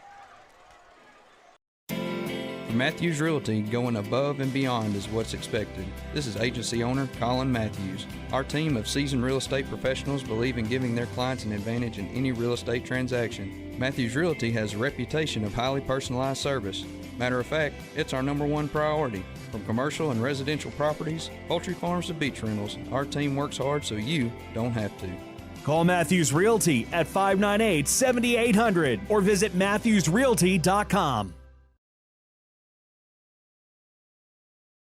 Hi, are you tired of the high cost of medical care? Tired of insurance that doesn't want to do anything for you? Don't have any insurance? I'm Sharon Nelson, a family nurse practitioner. I see patients of all ages for very low cash prices. For physicals, illnesses, labs, refills of medications, chronic disease management, male and female exams, suturing, joint injections, minor surgeries. Come see me, Sharon Nelson at Nelson Family Practice, 420 Tenaha Street, across from the Dairy Queen and Center. Se habla un poquito español.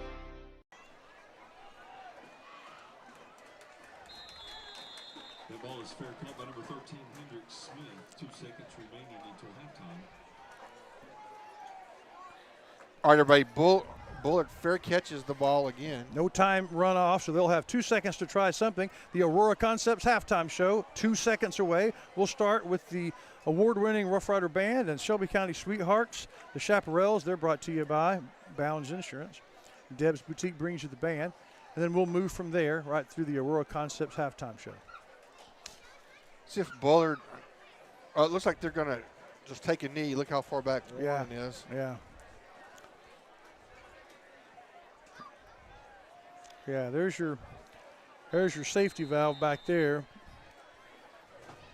So probably nothing much in this last play. Yep, they're going to try. They'll get the ball to begin the half. So 33-14, the Rough Riders score 4 touchdowns and 2 field goals.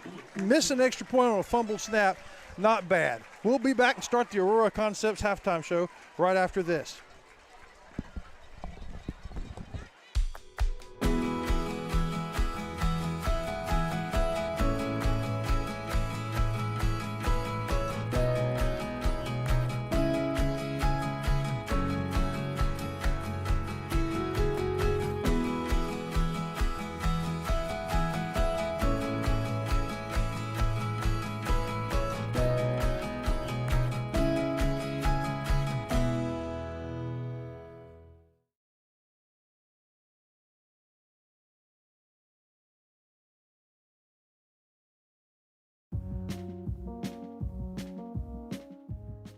The first half is over, so now it's time for the Aurora Concepts halftime show. Tonight, Deb's Boutique brings us the award-winning Center High School Band in their first performance after their area contest round in the UIL contest. Then, Shelby County Sweethearts, the Chaparrals, will perform, brought to you by Bounds Insurance. After that, East Texas Automotor brings you some halftime analysis and will bring you the halftime scoreboard brought to you by Batters Law Firm. And then Borders Poultry Supply gets us up close and personal with members of our twirling line. So sit back, relax, and enjoy the Aurora Concepts halftime show. And now, a young man who, despite being a smooth talker, has never talked his way out of a single traffic ticket. Keaton Watlington.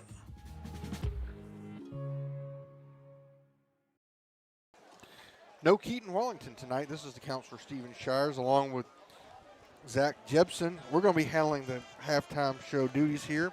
We see the Center High School Twirlers getting to perform for the first time in the Aurora Concepts halftime show.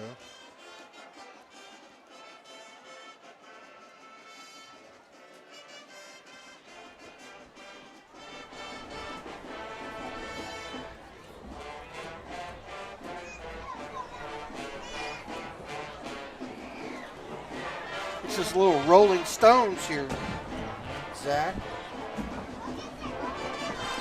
Like, you ever heard of the Rolling Stones? Yeah, I was actually just about to say I've seen them in concert. Oh, nice. Yeah, they're still kicking it. Yeah. In 2022. Well, I don't know if they're touring anymore, but. Oh, they just put a new studio album out. Oh, they're just about to. Oh, really? Yeah. I must have went maybe 2 years ago. Nice. And they were talking about new music that they played at the concert. Yeah, it's pretty good. Well, this one was written and performed even before I was born. If that tells you anything. Yeah, I think this is my dad's favorite song of theirs.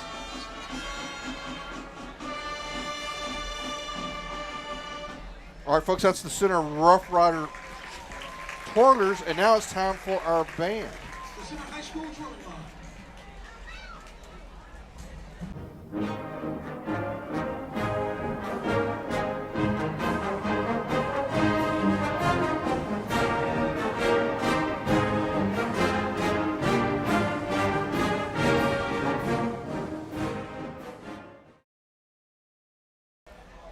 All right, folks, it's time for the Pride of Shelby County, the Center High School Marching Band.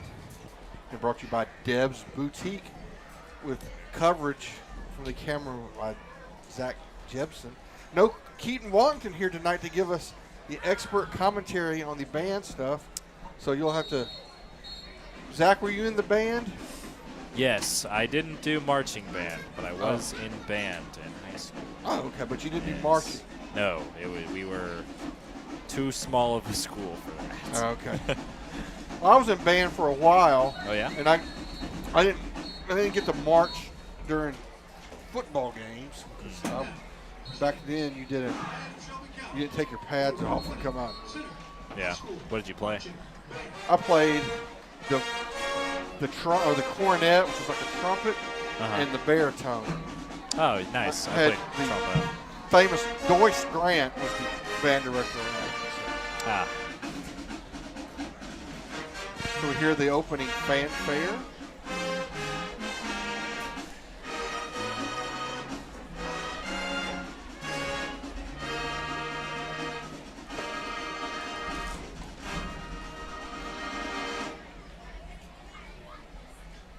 Again, like Chris Watkins said, we went and finished in the top 10, the area contest. Said Bullard finished third.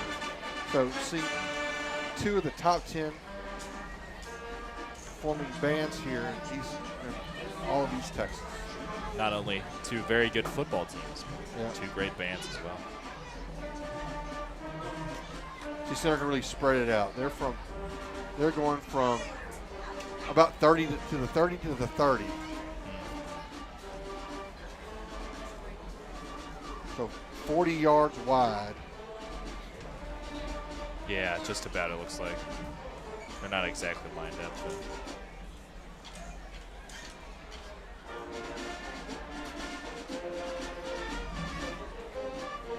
Now they have they've closed in their files, but their ranks are still a good 5 yards apart. Now they're going to close it up where they can get a good tight sound.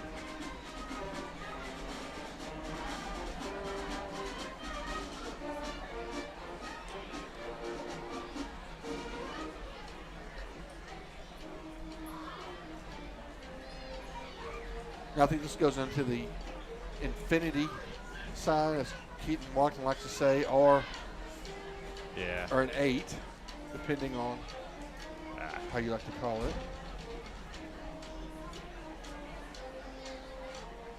Might also call it a bow tie, Zach.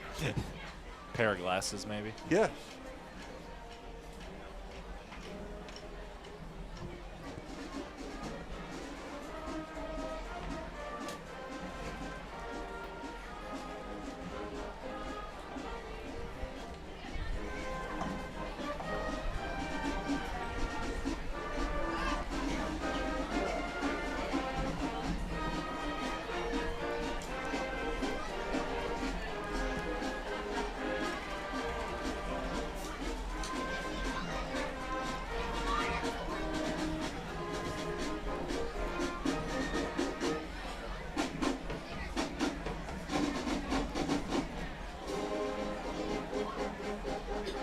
The other thing is, again, like Chris Wallington talked about, get to see an example of a military-style marching band here. Yeah. And then with Bullard, apparently we're going to get to see the other style, the corps-style band. Do you know how they're different? Yeah. Marching bands have more, like this, more blocks and make these designs, but it's more of a unit. The corps bands, and they're going to rely more on the percussion sections, and I don't really necessarily play marches. Like this is a march, right? Tune. So more like actual songs. Yes. Okay. That's nice because then we've seen the band be 40 yards apart, and now they get it down, squished down to where it's like 15 yards as they counter march.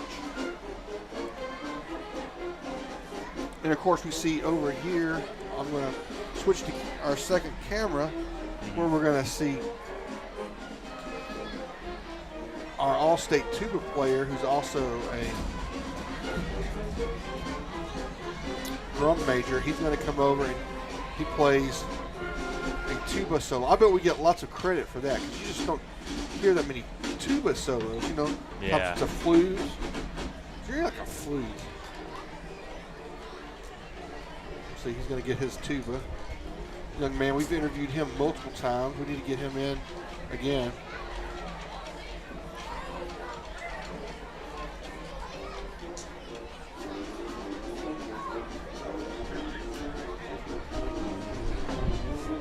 Man, yeah. And of course, you can hear him through everyone else. Yep.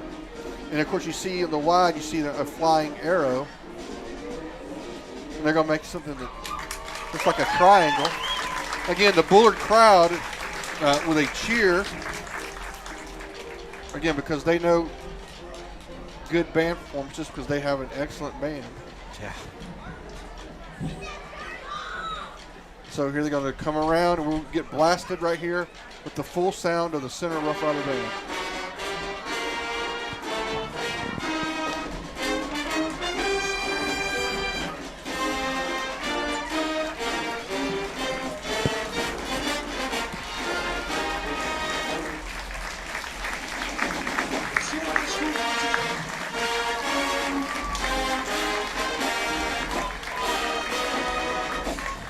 Folks, that's the award-winning Pride of Shelby County, the Center High School Marching Band. Now we'll hear from Deb's Boutique as we get ready for the Sweethearts of Shelby County, the Center Chaparrals next.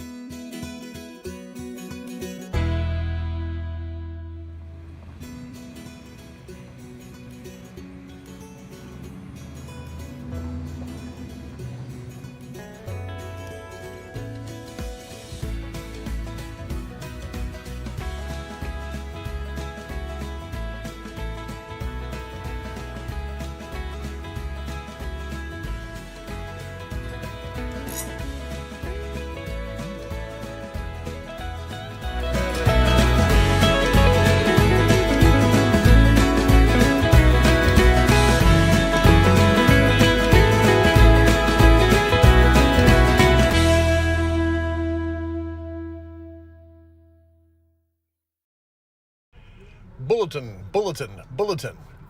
Bulletin, bulletin, bulletin. Bounds Insurance and Center. Protecting families and institutions for more than 50 years. Now, Buster and Carolyn and the staff are proud to bring you Shelby County Sweethearts, the Center High School Chaparrals. The Bounds family has several generations of students involved with the Chaparrals, including this year's captain. Bulletin, bulletin, bulletin. When it's time for quality insurance or the Center Chaparrals, it's Bounds Insurance and Center. Right, here we go. Our Chaparrals, brought to you by Bounds Insurance. We're not going to play the whole, I'm not going to turn the music up, because apparently when we do that, YouTube cuts us off. We think we'd rather see the young ladies. We're going to come in. I'm going to get us a close-up shot of them.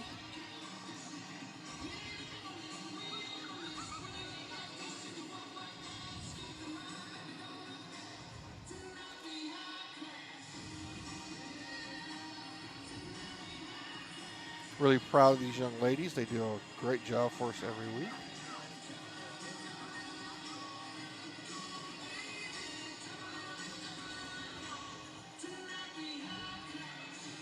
We can't get in and get our captain and the gold.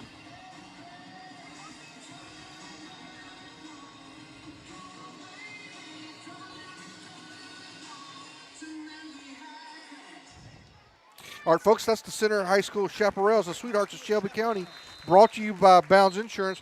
We'll hear a Buster Bounds commercial. We'll be back, and we get ready as we continue on with the Aurora Concepts halftime show. Yes, not only am I looking for good insurance, but my grandson's making one of those rock and roll gospel albums. I was wondering if you could find me a good place for insurance and a place for him to record his project. Fortunately, you just described Buster Bounds and Bounds Insurance and Center.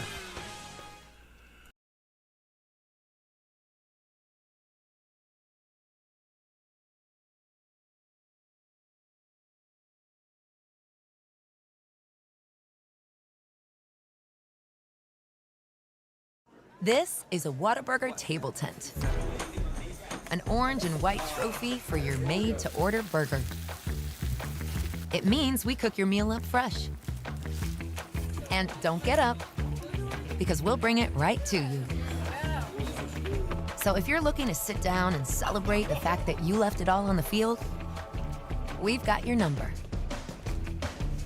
Whataburger, just like you like it.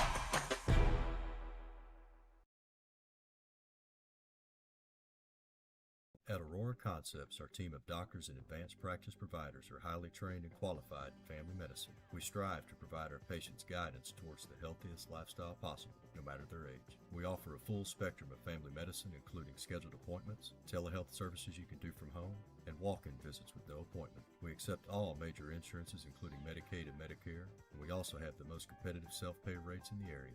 For highly trained expert care in East Texas, choose Aurora Concepts. Let us take care of you.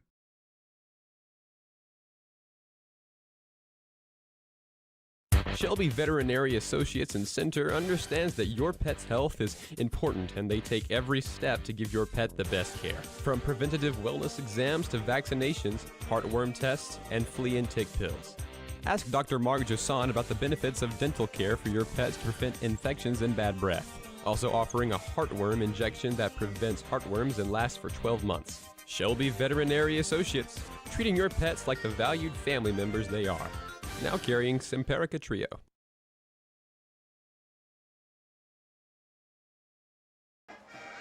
Everybody, welcome back to the Aurora Concepts halftime shows. The counselor, Stephen Shars here. And, of course, we have Zach Jepson on our camera one, our main camera this evening. But he and I, along with Chris Wallington, it's time to do a little East Texas Automotor halftime analysis. And let's do that.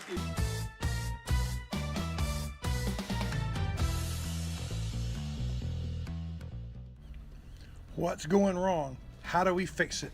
What's going right, and how do we tune that up? That's the question right now for the Rough Riders and their coaches, but when it's you and your car, it's a question for you, an East Texas Auto. All right, everybody, while we watch the Bullard band perform, let's do a little East Texas Automotor halftime analysis. Yeah, but before we do much analysis, check this out. Move over to the other camera, Shires. You see these chaparrals? These are the dads. Did you say this already? These are the dads of the officers and senior chaparrals. So pretty much they know when their daughter becomes a chaparral that on the last home game they're going to have to do this. That's not good stuff or what? Look, there's a big guy in the middle, and he is getting after it, baby. Yeah, this guy, his daughter got his talent from him. That's good stuff. Okay. Well, anyway. That's worth it right there, Chris Watley. Oh, yeah. So what do you think, Zach? The first half, it really went pretty well by script, didn't it? Yes, yeah.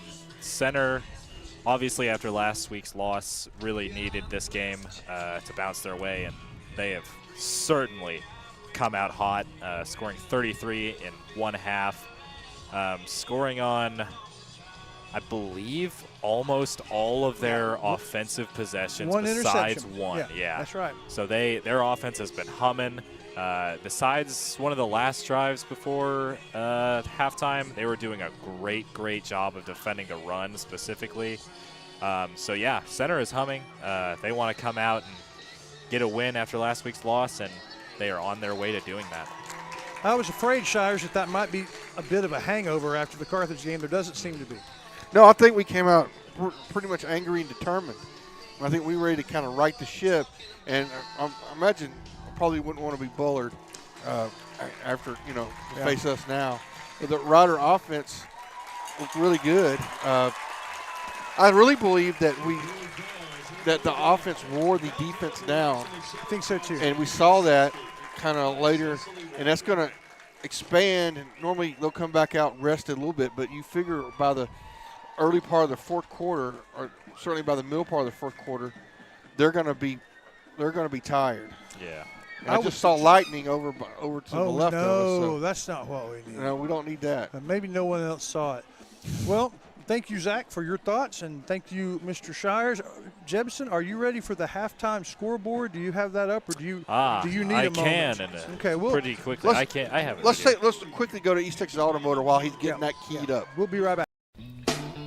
We take our cars for granted, but what happens when they won't start, or they won't run, or they won't turn off, or you get the lights on the dash that say something's wrong and you don't know what to do with it?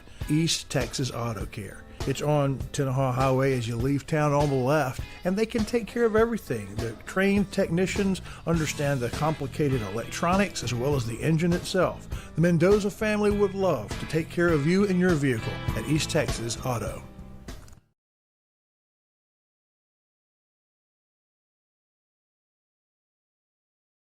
All right, everybody, welcome back. It's time for the Batters Scoreboard. Let's find out how the Carthage Bulldogs and Van Vandals are faring. Yes, so only 21 points scored between the two. Carthage up 14-7 against the Van Vandals. Is that a halftime score? No, they are about halfway through the third quarter. Oh, wow. Yeah. So Van is doing their thing and controlling the line of scrimmage and taking time off the clock. Good for the Van Vandals. In other news, the Longview Spring Hill Panthers down 7-38 against the Gilmer Buckeyes. What about who's getting the bye this week in our district? Canton. So that means Brownsboro and Rusk are playing? Yes. What's that school? No, the Rusk is scheduled for Saturday for some reason. Oh, okay. The San Augustine Wolves down 10-51 against the Garrison Bulldogs. Oh, well, that's unfortunately not a surprise. Sorry, Larry Pierce. The Texarkana Pleasant Grove Hawks up 56 to the Paris North Lamar Panthers, who have 6. Yeah, that's probably the number 1 seed versus the number 4 seed from our district that we'll play in 2 weeks. And then halfway through the fourth. Those guys have to play Pleasant Grove and then play somebody to rest, and then they draw the Carthage Bulldogs. That's right. Not fun. The Timpson Bears with a score of 61-0 over the Shelbyville Dragons. That is the final score. Oh, the final. See, because Timpson may not, they've kind of called off the dogs on some people. I didn't know if they were going to call off the dogs. You can't call off the dogs on your neighbors and relatives. Chevyville, no, you can't. A lot of those folks have cousins that are playing the game. But is that setting up the battle of the Toyak? Right. Yep, Garrison and Timpson, the two best teams in this part of the world in small ball, will be playing next week. Well, Zach, thank you. That is a very informative round of scores brought to you by Batters Law Firm. When your score matters, your case matters. It's just like your case. The scores make a difference. We'll hear from them and some others. We'll be back with more of the Aurora Concepts halftime show. Batters Law Firm is proud to be a third-generation law firm serving the injured people of East Texas since 1964. Batters has settled thousands of cases and paid out over $25 million to clients from settlements in the past 2 years. Visit one of their locations for your free, no-appointment consultation and let the Batters team implement their proven approach that incorporates treatment and recovery while maximizing settlements and payouts. Batters Law Firm, serving you in Nacogdoches, Lufkin Center, and Houston. Remember, when it matters, call Batters. 833-BATTERS. 833-BADDERS.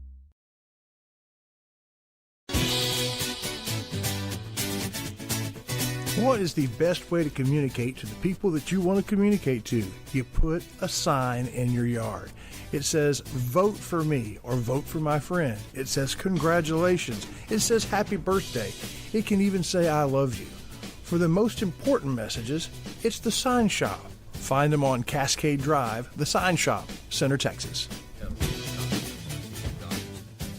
providers are highly trained and qualified in family medicine. We strive to provide our patients guidance towards the healthiest lifestyle possible, no matter their age. We offer a full spectrum of family medicine, including scheduled appointments, telehealth services you can do from home, and walk-in visits with no appointment. We accept all major insurances, including Medicaid and Medicare, and we also have the most competitive self-pay rates in the area. For highly trained expert care in East Texas, choose Aurora Concepts. Let us take care of you. They're not going to make it. Welcome back to the Aurora Concepts halftime report. Let's get that out. Tonight, the Borders Poultry Supply's Up Close and Personal segment gives us a chance to visit with band director and twirling sponsor Christina Smith about the twirling line and its preparation for the UIL twirling contest. Let's go now. Up close and personal. Rachel Petty.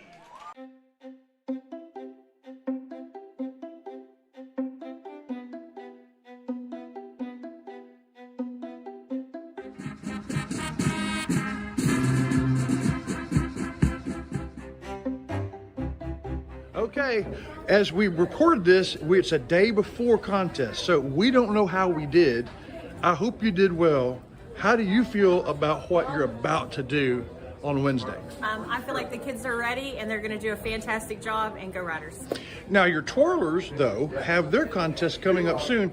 Tell us what that contest even looks like and when it is. So we're getting ready for UIL solo and ensemble contest. The ladies will each learn a solo and they'll prepare it for a judge, and then they'll also do small ensembles, and they'll compete here in about 2 weeks from Wednesday, and they'll rate them 1 through 5, and ones get medals.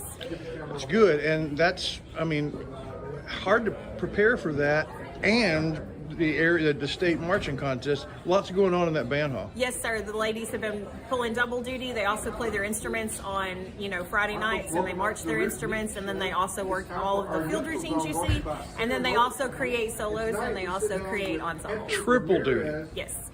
Well, good luck to you. Tell the girls that we look forward to talking to them, maybe even as early as next week. Hey, thank you so much.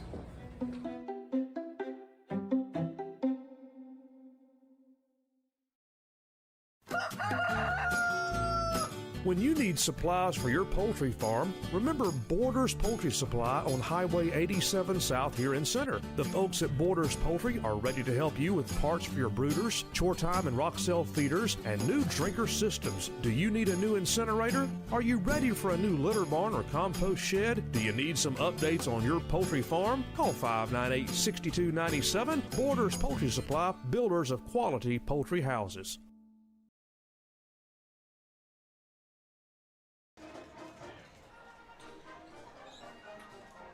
And that does it, folks, for the Aurora Concepts halftime show. Big thank you to our guest, Christina Smith, and to our halftime sponsors, Deb's Boutique, Bounds Insurance, East Texas Automotor, The Sign Shop, and, of course, Boulders Poultry and Aurora Concepts. We'll hear from all of them now and come back with the second half right after this.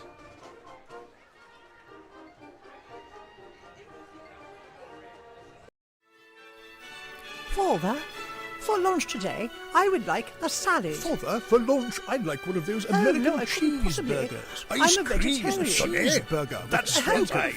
Father. Ice cream. Oh, when everyone in your family thinks they're royalty, take them someplace where they can all get something good. Dairy Queen.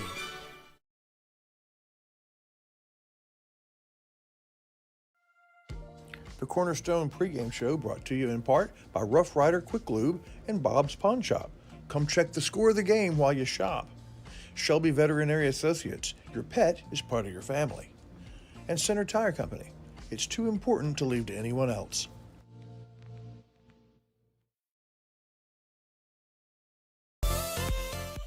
You've been watching the Halftime Show brought to you by Aurora Concepts, a regional leader in medical testing, in vaccinations, and in sports physicals. Their mobile unit brings those physicals and vaccines to schools all over the state of Texas. Also, Borders Poultry Supply brought us up close and personal with a halftime performer. Deb's Boutique brought us the band, Bounds Insurance, the Chaparrals, and East Texas Auto Motor our halftime analysis. We hope you enjoyed the halftime show. The second half is coming up. We are listening to a fine military band. I thought it was a corps band because they had multiple-sized bass drums, and they had folks playing down here on the mallets, and so I made a bad assumption. Bullard has always been a military band, so I wondered when they changed. They did not. They were the bronze medalists Wednesday at the same contest where the Rough Rider band got 10th place. So this is one of the top 3 bands in the state. They have a feature twirler as well. So really good stuff there going on. Mr. Shires, our Dairy Queen play of the first half, there were 2 or 3 candidates. What do you think was the play? My, oh, my. I mean, you got the 4th down stop by the Riders deep down in Bullard's end. Maybe the most important play. You've got T.J. Bellin's huge catch to get us out of a third down and a Uber ride, as Claire Pierce would say. My vote because of the beauty of the pass and the unlikely beauty of the pass. It just had to be perfect, and it was. And you also, again, we have Dixon's run where we were just content to maybe just take it into the house. Yeah. And Dixon gets us down he should get credit for, 0.75 of those 3 points. Yeah. That's a good point. So those are kind good of nominees. 3. We'll just take them as nominees, and then we'll have to decide at the post-game show. Well, no, we got to do the play of the half, and let's go with the Bellin catch. We agreed at the time. Okay.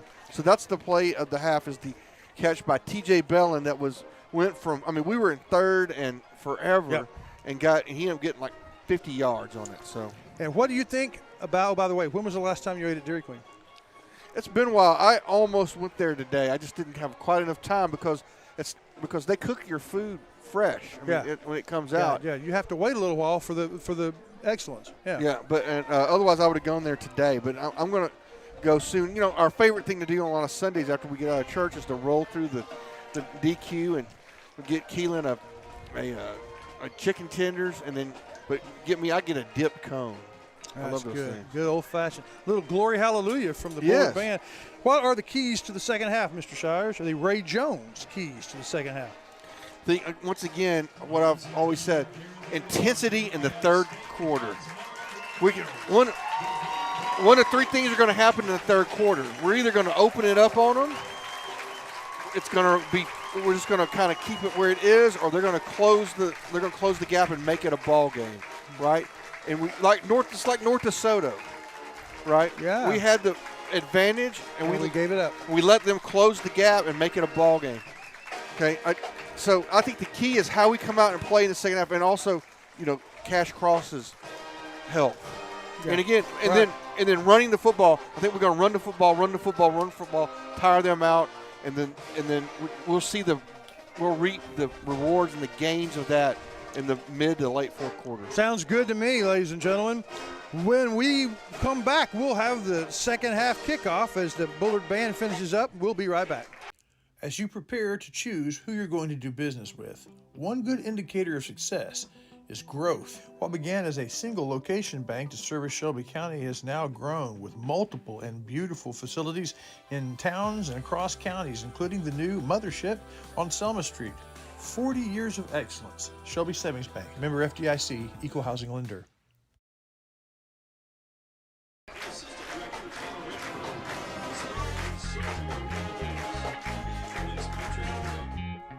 All right then. The halftime celebration is over. Now it's time for the second half of Rough Rider football. And now, let's take you to the counselor, Stephen Shires.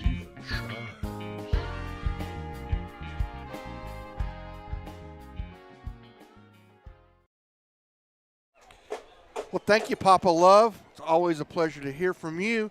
We get ready to start the second half here, Mr. Watlington. We're going to go to camera 2. We're going to see the Rough Riders and the Bullard Panthers. See the Rough Riders lining up. We have a little tunnel now. Sometimes we don't have that. I think this is the first game I've seen. Yeah, it's new, and it's got the I think we retired the last one because it had the horseshoe and not the bucking bronco. That's what that was. Okay. Yeah, so now we got the bucking bronco. With the, that makes sense. We talked to our head coach about what the keys were at the beginning of the game. I think he echoed what you said your keys were for the second. I think this is the right one. Overall, we want to start fast. I think if, with it being senior night here, they got a lot of festivities going on. They're going to come out, try to start fast. But if we can neutralize that from the get-go and we start fast and take that from them, then I feel really good about the night. Well, there you go. So we did start fast in the first half. Hopefully we'll do the same thing here in the second. The Rough Riders have come in, and here at senior night, we're about to get the same treatment from Bullard. They're about to take the field. We got some young. Yeah, good idea. Looks like young men leading the Bullard out. Good idea. Get them involved. That's got to be a thrill, you know it? Yes. And followed by the captain carrying the big flag and the rest of the team. Good stuff. High school football is good, isn't it? Yes. Look at the crowd over across the way. The Rough Riders, it's a pretty good long ways to Bullard. That's not a bad crowd. That's a pretty big visiting stands, but not as big as there have been at some certain games. Now, I mean, I don't know. I haven't counted them, but still a good crowd. And then Bullard is just stands are full, and they're not threatening to win state. It's just where you are because this is. But this game's huge for Bullard. It's huge for both teams, Chris Wallington. Yeah, it really is. Because they both need this game. I mean, we want to lock down that third spot, and Bullard is fighting for their playoff lives. Yeah, and they for their playoff life, yeah. So here we go. It's going to be the Shelby Savings Bank kickoff. Here's we start the third quarter. And for those folks on the radio, Riders are up 33-14, able to get a field goal right at the end of the half due to a great run by Caden Dixon.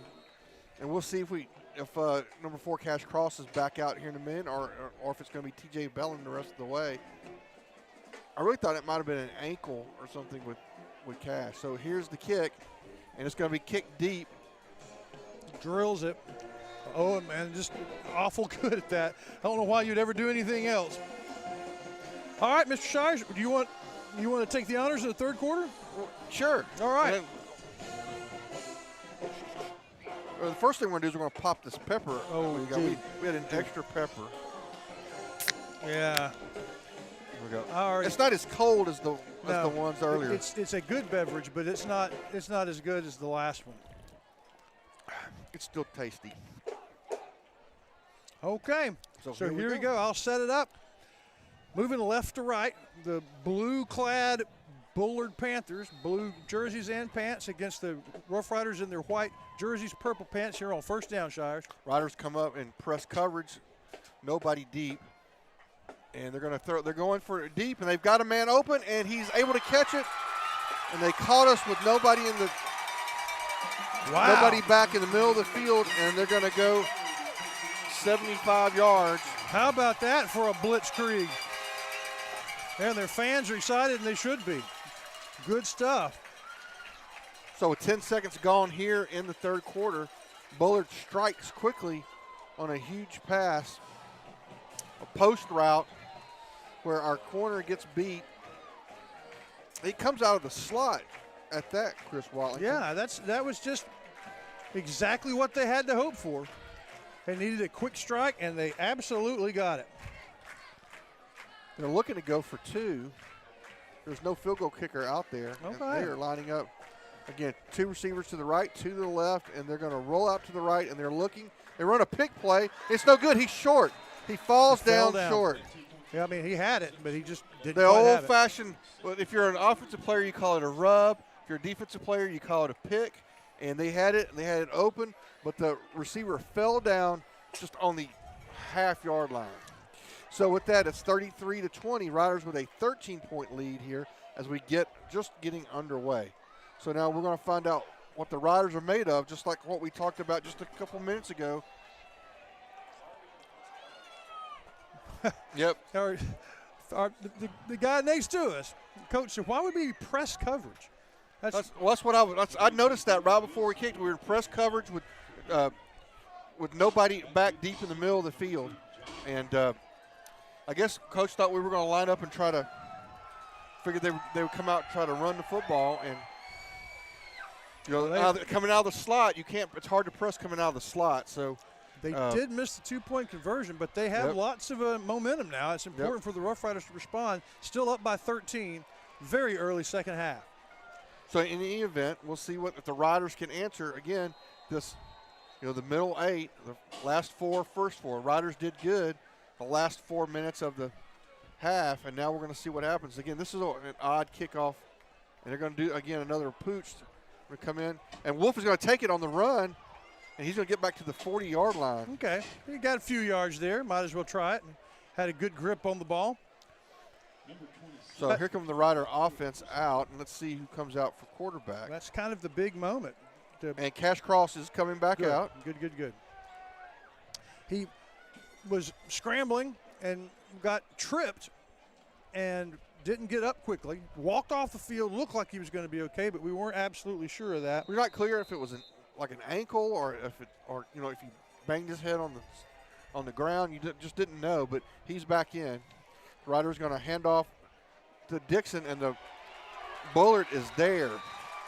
Man, their best lineman had a field day against the center offensive lineman against him, pushed the lineman back into the handoff.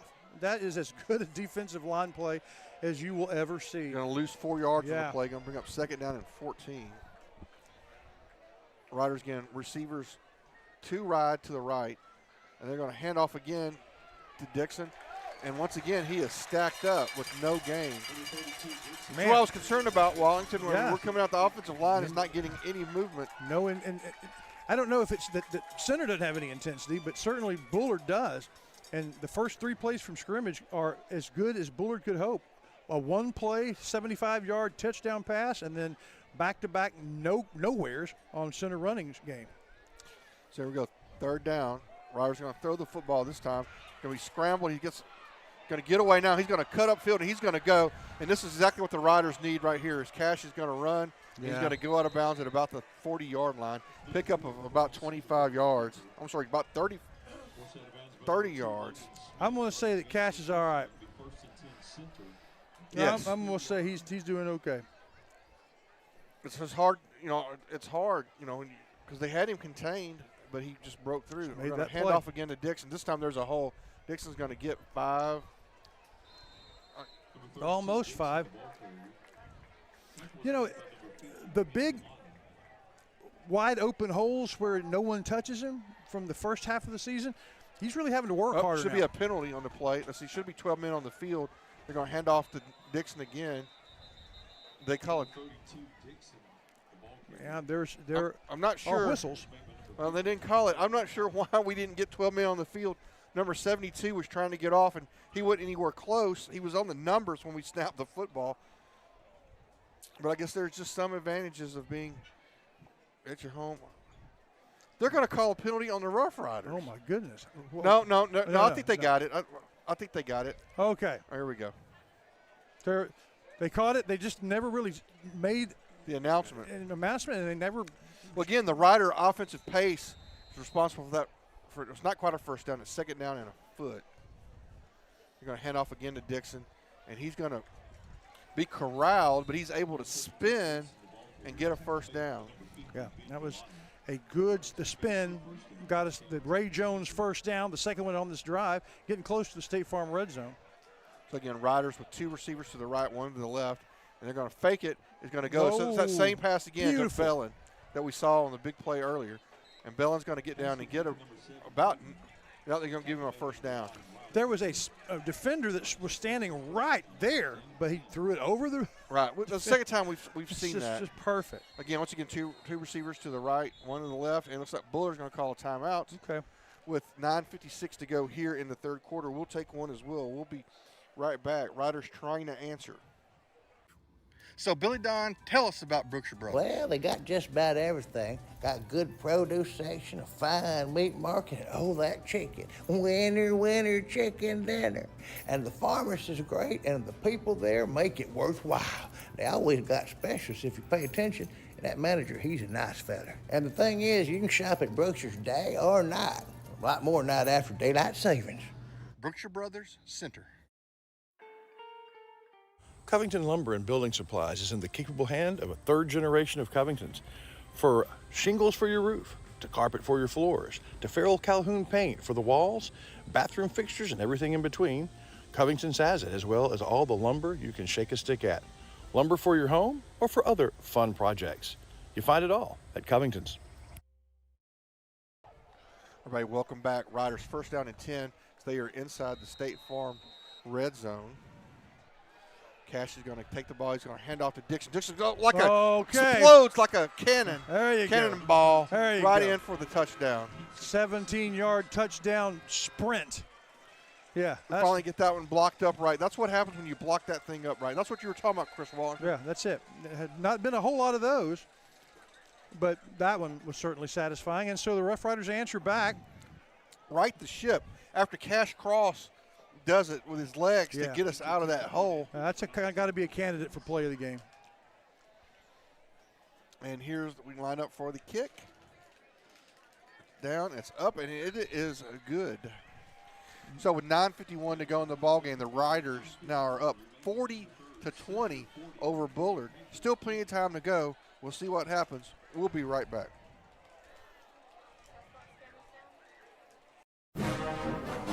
At Rough Rider Oil and Lube, they understand two very important things. First, you and your family spend a lot of time in your vehicle, so you need to take good care of that vehicle so it can take care of you. That's the specialty of Rough Rider Oil and Lube, protecting the engine that gets you where you need to go. Second, Rough Rider fans, they deserve the very best, so you're always welcome at Rough Rider Oil and Lube.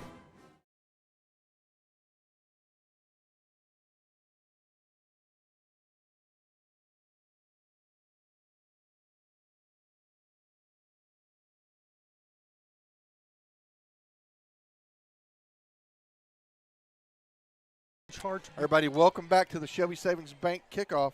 Riders again up 40-20 with 9:51 to go. You know, we said, hey, Marlon at Ray Jones, you want to be the first down sponsor? He said, yeah, that sounds good. Hey, Shelby Savings Bank, you want to be the kickoff sponsor? Yeah, that sounds good.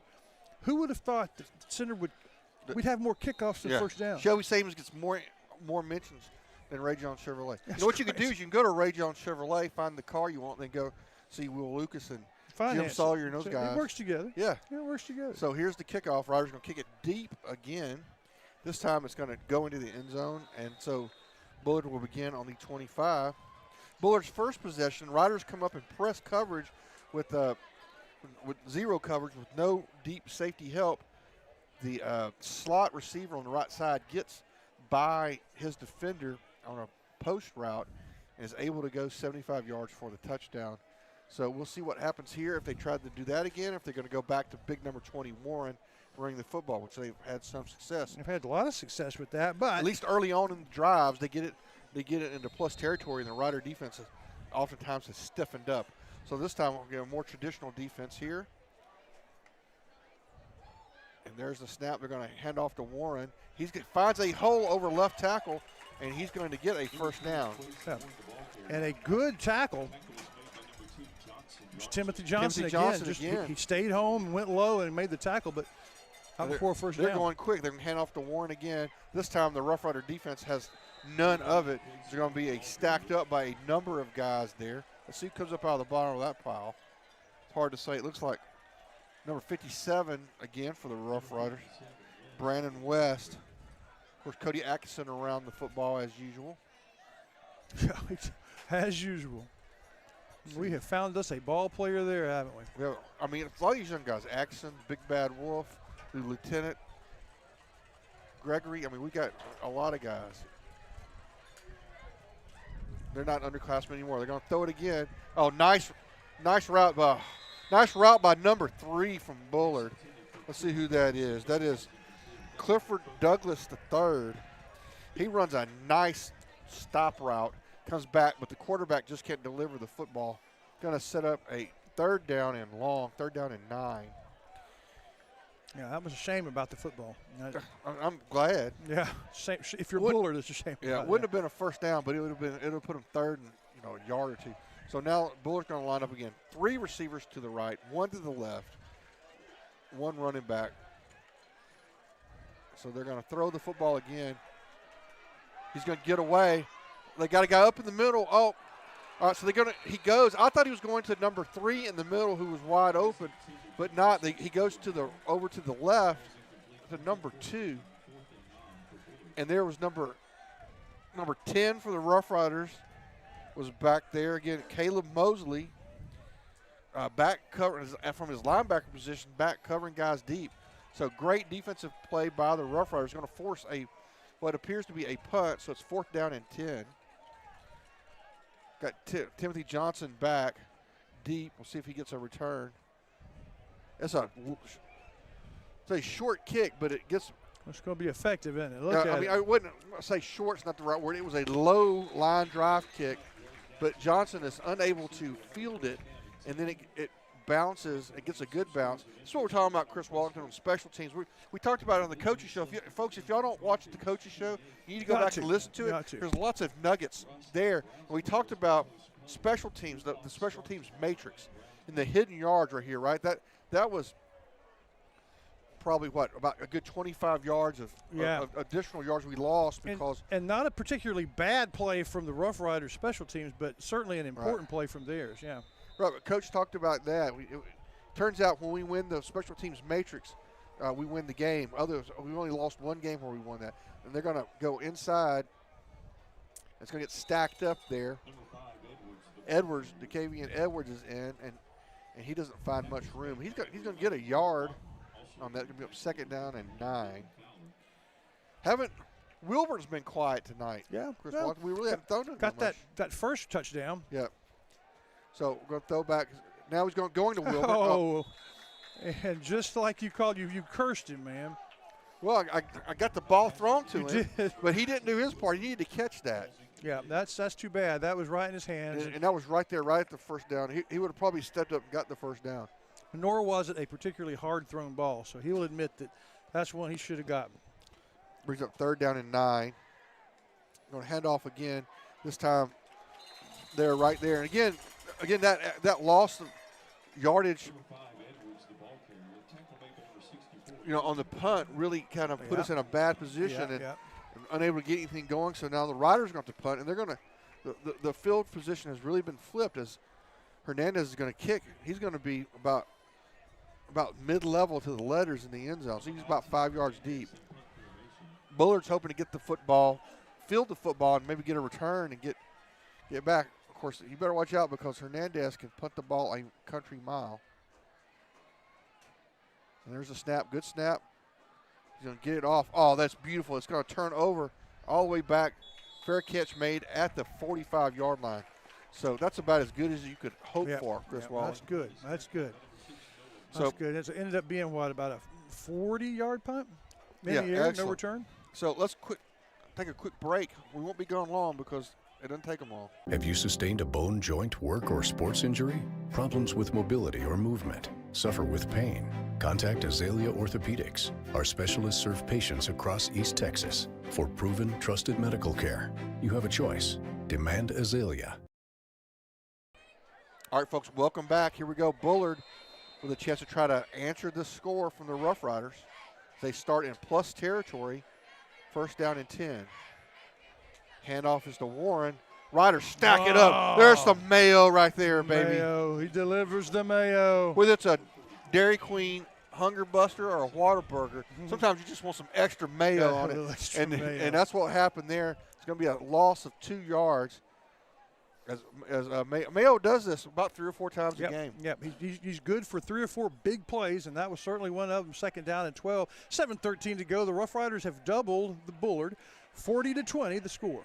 But you feel like we need to get 1 or 2 more score separation to put this thing away. Okay, 2 backs in the backfield this time, and they're going to fake it. Riders come in, going to roll out. They're going to throw it out of bounds. This time, the Bullard quarterback safely gets outside the box. Man, it's really the first time he's done that. He's been chased now 3 times, way out of his rhythm. The first 2 times he went straight back and threw it away and got a penalty. This time he came towards us and was able to throw it away. All right, so that's going to bring up 3rd down and long. We're going to have a different quarterback in there. Is that Bowman again? That's Bowman. He has come in, but normally it's been on short yardage. This is not short at all. We'll see if Bowman can throw the football, or are they going to try to run it again? That's just a straight run, and man, they've got it blocked up. But he's got so far to go. That's going to bring up 4th down and a long 7. But enough yardage for them to make it reasonable to go for it. Still, advantage center on this big 4th down play. We don't know for sure that Bowman is kin to Barry Bowman, our coach 2 coaches ago, but Barry Bowman's from Bullard. I bet they're kinfolk. Again, we have 4 wide receivers, 2 to the right, 2 to the left, 1 in the slot, and now they're going to bring the H back up, empty backfield, and that's a quick kick. Quick punt. Well, you can do that. That's fair, and boy, that's nice. It's going to work. That worked. It's going to go sideways and go out of bounds. Riders are going to take it over at the 6, but nice play call there. Nicely done by the backup quarterback. Well, so let's take a quick break and hear from a sponsor, and we'll be back. You know that Ace Hardware of East Texas is all the hardware you need, but there's a lot of other things they have too. Fun things for your camping trips. Fun things to wear when you go outside. For the 4th of July barbecue, to the house warming in the fall, to your Christmas shopping and clothes for all year long, it's Ace Hardware, the helpful place of East Texas. All right, folks, Riders take over deep in their own territory. Let's see if we can't have a 95-yard drive here. Going to hand it off to Edwards. Edwards breaks a couple of tackles, gets into the open field. He's still on his feet. He's going to scamper through, and he's still going, and he's going to be pushed out of bounds after about a 20-yard gain. Nifty run by Edwards. That's good. He's not they don't quite give him as much. He's going to be out of bounds at the 21-yard line. But got us out of the negative red zone. Got about a 15-yard gain there, so going to hand off this time to Dixon. No, it's Edwards again. Look at him. And he's doing his Dixon imitation or his interpretation of Dixon. This is who we're going to call most likely next year. You know, there could be someone during the summer that takes the starting job, but most likely that's going to be our lead runner next year, and I'm glad he's getting some chances to work here. 40-20 Rough Rider lead. Yeah, I'm looking forward to seeing him flower into the next great Rough Rider running back. 2nd down and 8. We'll say 2nd down and 7, perhaps. They're going to hand off again. There's a nice hole. Edwards is going to. He needed to move a little faster. He needed to scoot, didn't he? Yeah, he's fast. He needed to make that cut. He could have made that one cut back to the middle of the field, and I think he would have certainly got the 1st down. But that's something he'll learn as he goes forward. Yeah, coaches will tell him about that. 3rd down and 3. Things you can do on JV that you can't do on Friday night. Right. So here we go. It's 3rd down.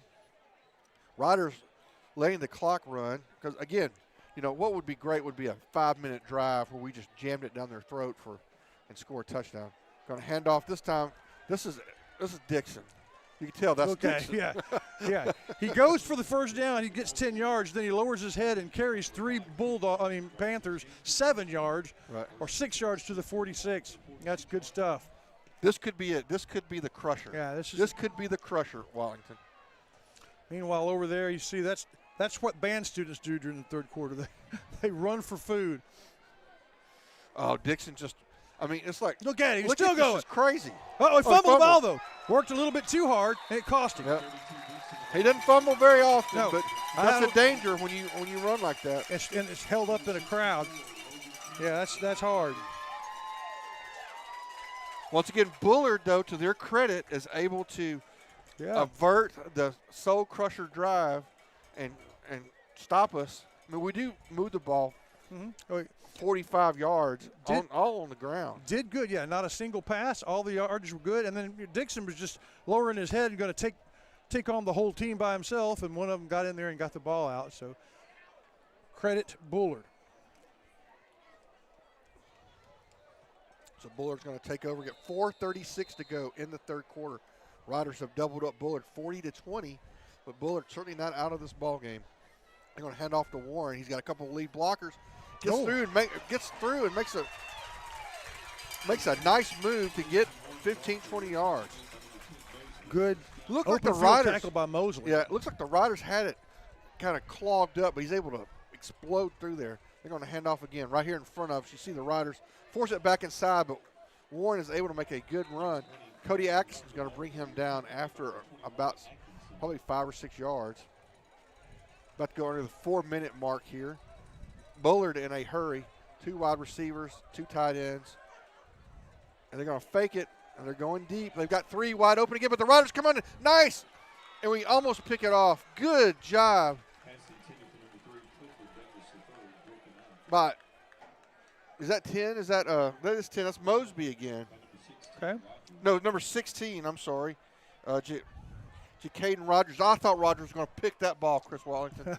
I thought he read it. He saw where it was going, and he stepped in front. He just couldn't quite bring it down. Maybe that's why he plays defensive back and not wide receiver. He got in place. He just didn't get the hands on it. 3rd down and medium. 3rd down and 5. They're going to fake again. Here comes number 50. Here comes the Colonel. Here comes the Lieutenant. He got him. Maybe he is the Colonel now. But as the Lieutenant comes over, Grant Gregory, baby, with the sack. Yeah, that's at least a promotion to captain. Right. Now we're going to leave it. He started out as sergeant. He's now lieutenant. Yeah. But that was Grant Gregory, folks, coming on the rush from the outside. Notice how he kept contained, but then closed the distance and then sacked Bowman.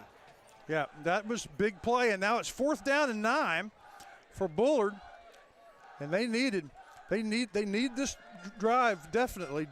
Late third quarter, down by 20. Riders need to stop it to put the Panthers away. And they're going to go drop back and throw. Here come the Riders again, and they're going. That's going to be pick, baby, and that could be a pick 6. Number 10 is going to take it down, and he's going to go down. There's a face mask. Let's see. Are they going to get it? No, they don't call it, but that's okay. Number 10, Caleb Mosby, another play. Mosby is again, could be player of the game here tonight. Yeah. Mosby's made a number of plays. Certainly the player of the quarter. There are whistles, and I wondered if there might be something that we were going to hear from the referee, but I don't think there is. But there was clearly a face mask that the officials just missed.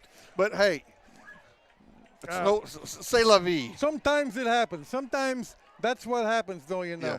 So this is the good news. We have a place on the square where you can get shirts as cool as ours. Yes. Tell them about it. Well, it's called Mooney's Emporium, and you get all kinds of cool stuff there. I got a we have a minute to talk about this stuff. We're thinking about getting some cold weather gear, aren't we? Yeah. And we're going to go see Shell up there, because you know what we can do is we can just call her up and say, hey, we want this cool coat or this cool jacket. She'll go out and find it. Yeah. And then make it look cool. Then make it look extra cool. Yeah, that's what she does. Shell Mooney on the square, and she brings us Rough Rider sports all year long. We appreciate Shell. I'll tell you, I made the stuff, it's a cheese ball. All you got to do is you go get this little package of stuff. I got like this serrano pepper mix. They also had this cranberry cinnamon mix. Yeah. And you mix it with cream cheese, and you roll it up like a ball, and you put it on your plate, and people think you're awful fancy.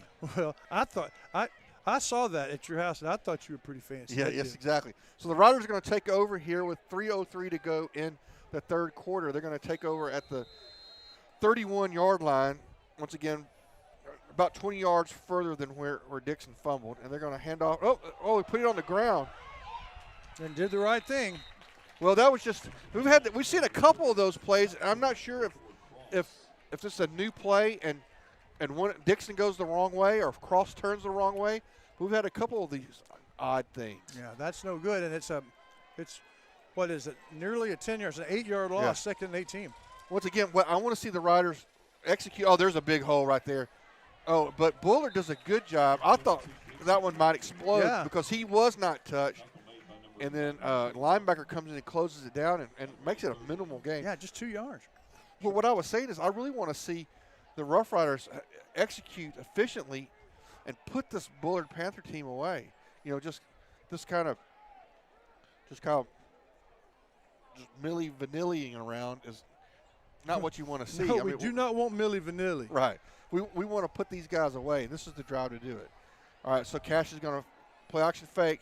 Nobody's open. He's going to scramble around right. He's got a huge amount of field, but he looks to throw, but now he's going to run, and he's going to get the first down. Oh, he's going to get back to the original. Oh, the original marker. first down. That's right. Never mind. Yeah. And 1 yard further, so it's going to bring up 4th and 9. And from there, I don't think we have a 47-yard kick necessarily in our likelihood. So it's 4th down and 9. They'll most likely go for it. I'd almost if we were up like 47-20. I think I'd just want to see if he could do it. If there was a chance at all, there you see the distance where we got to get to. If you're on the radio, got to get to the 21-yard line, and we're on the 30. It's a 9-yard distance. And we're not sure. Taking some time, letting it run down. Well, but the clock's not running. I'm not sure what. While we're waiting, I think we're going to take a timeout. Okay. To think about it. So we'll take one as well, and we'll come back with the Riders still up 40-20. Hey, y'all got a dirty truck. Well, then take it to Joe's Car Spa for a spa day. At Joe's, they make them shine. And they're standing by to work with the community. They was elected best of Shelby County this year, and it's called Joe's, but it probably ought to be called Reed since Reed Grant owns it. So, Billy Don, when it's time for your car or truck to have a spa day, where do you... Sandy Cox is a good State Farm agent. Just ask Drake. He knows. State Farm agents in general are pretty cool, but Sandy Cox has the answers to your questions. Like, what's best for me, for my kids, for my business, for my farm? For all of us in Shelby County, those questions can be answered at Sandy Cox State Farm.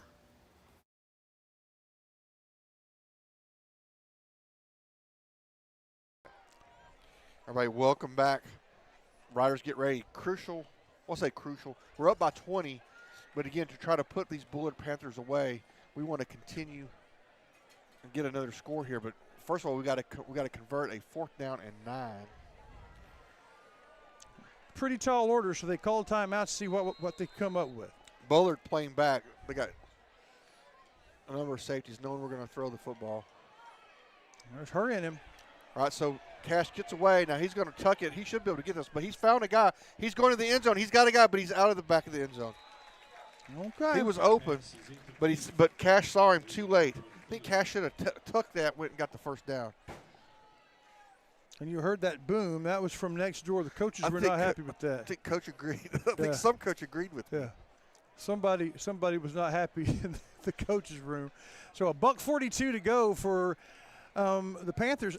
Both teams have scored touchdowns this quarter, early in the quarter, and then it's kind of evened out into boxers dancing around, which, if it's going to happen, favors the Rough Riders up by 20.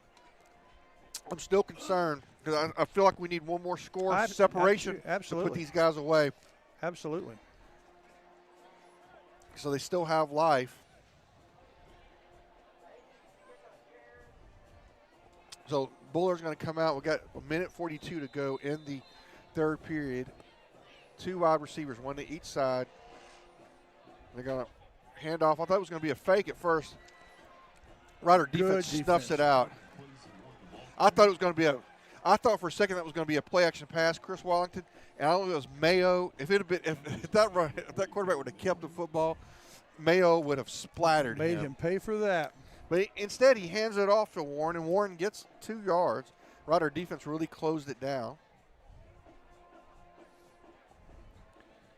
Rider defense has played well tonight. Real well.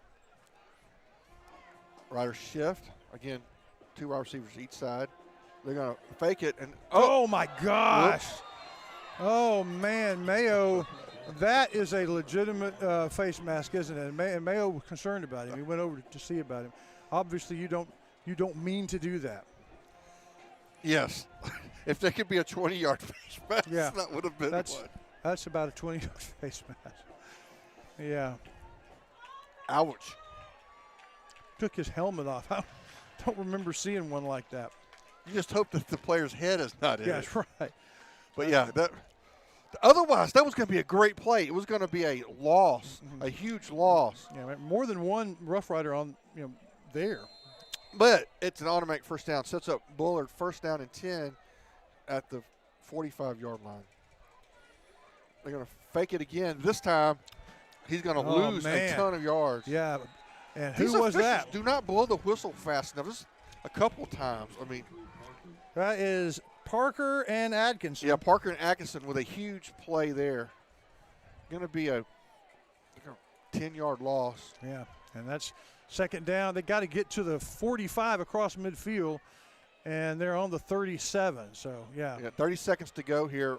Looks like Bullard's coming out with spread formation here. You're going to have 3 receivers to the right, 1 to the left, maybe 2 if they're tight end. 10 seconds before the ball is got to be snapped. So definitely a spread offense. They got the tight end. So they got 3 receivers to the right. They're going to bring 1 in motion, and they're going to run it. And that's just the Riders just waiting for it. Yeah. I guess that's Mayo there again, along with Jackson Parker. Mayo, Parker, and Atkinson. I mean, they're feasting. And, folks, that's it. That's the end of the quarter. We'll take a quick break, hear from one sponsor, and we'll be back with Zach Jebson with the batter scoreboard as we are watching the Riders up 40-20.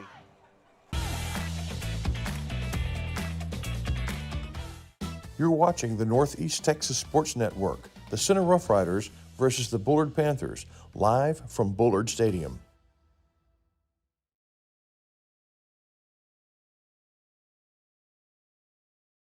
All right, folks, welcome back. It's time for the quarter batter scoreboard. We'll turn it over to Zach Jebson. What we got, Zach? All right. Well, we got to turn him up. We can hear Oh, you. yeah, there you go. There you go. Now we go. Got me now? Yep. All right, 1 sec while my thing loads. So, the final score of the Carthage Van Vandals game, Carthage 35-7. And that's final? Yes, final score. They do what they do. And the Rusk Brownsboro.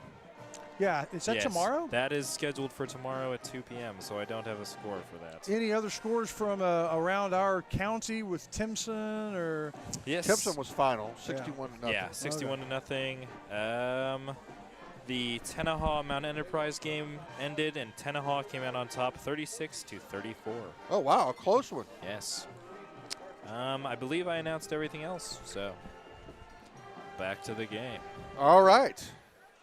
So it's the fourth quarter. That means Chris Wallington, we turn it over to you, sir. I will gladly take it. I appreciate it. Thank you for the opportunity to play with the camera a little bit. That was fun. Yep. All right.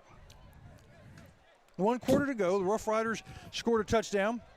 So did the Bullard. They tried for 2 and missed it. So 20-point difference now, and Bullard going right to left on the radio. Quarterback takes it. That's Bowman, and he just runs straight up.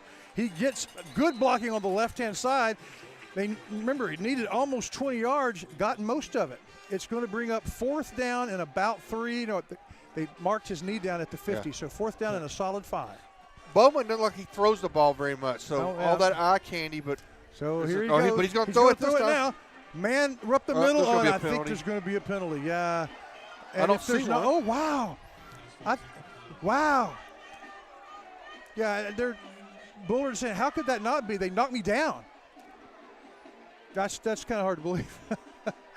I'm glad, but 90% of the time that's going to be a penalty, and because it's 4th down and 5, it was a huge turning point. Rough Riders hold.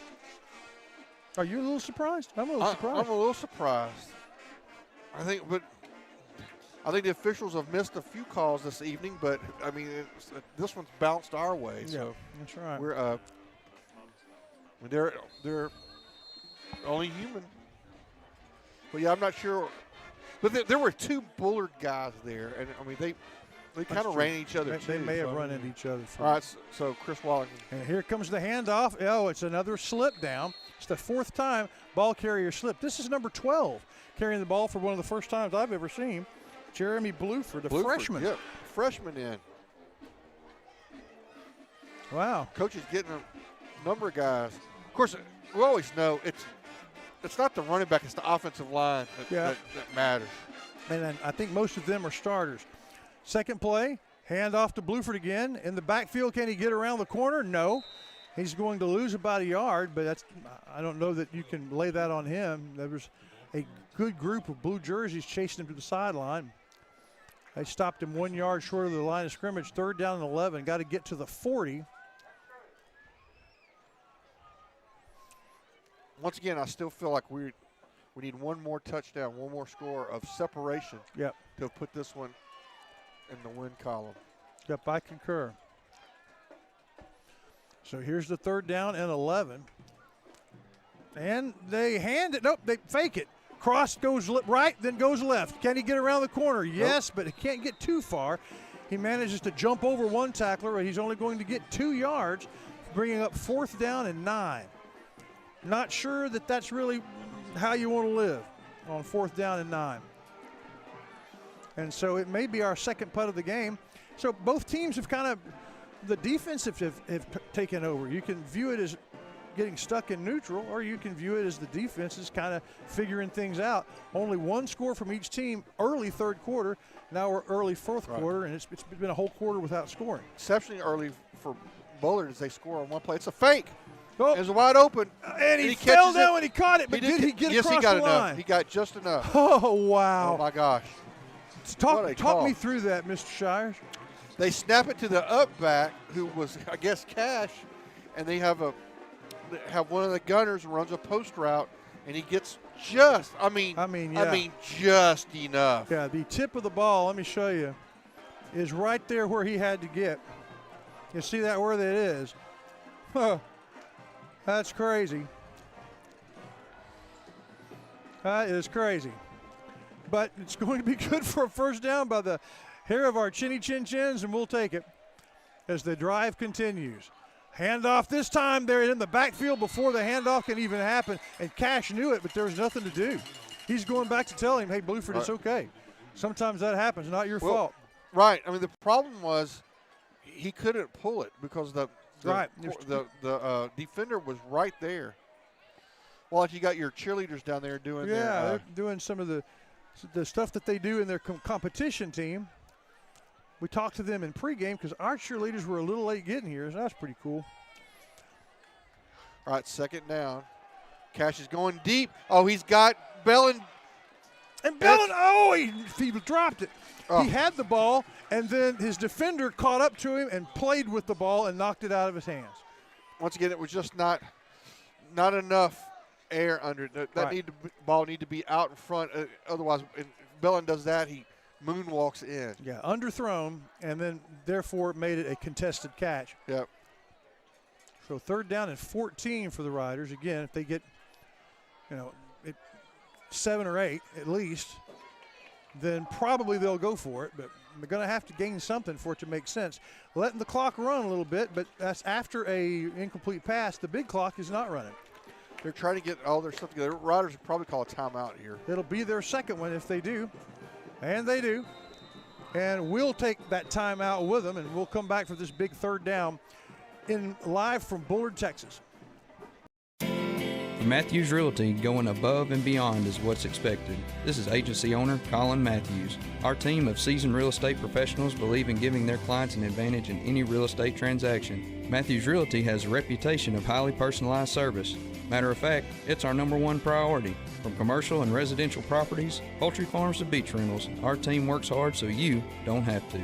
Call Matthews Realty at 598-7800 or visit MatthewsRealty.com. Are you looking for a residential, light, Toledo Automotive Supply of St. Augustine has parts and supplies for cars, pickup trucks, and commercial trucks, even farm and agriculture. If you're needing hydraulics and heavy-duty filters or brakes and shoes, this is your one-stop shop. Toledo Automotive Supply of St. Augustine stocks popular brands of parts, tools, and accessories, and they have parts for marine and farming equipment. Owners David and Sherry Nettles and staff provide top-quality customer service at Toledo Automotive Supply of St. Augustine. Just a short drive at the intersection of Highways 96 and 21. Yeah. All right, so we caught a little bit of that. The Chaparrals over here in Bullard doing their stand routine, while the Rough Riders were on the sideline getting the play for this big third down. We'll see. We have new running backs, several new skill players, but Cross is still in the game on this third down. Takes the snap. They're coming after him. He's going straight back. He's going to be gotten. He's going to lose his helmet and the ball as he hits the ground. Again, he lost his helmet because there was a face mask. Yeah. And I'm not sure. Now, Bullard picked up, one of the Bullard players picked up the loose ball and ran it for the touchdown, but it's not going to be ruled a fumble, but it is going to be one of the biggest losses maybe of the season. Well, okay, they're going to mark it where he started going backwards, but that's going to be 4th down and 10, 15, 25, ball on the 45-yard line. Just crazy.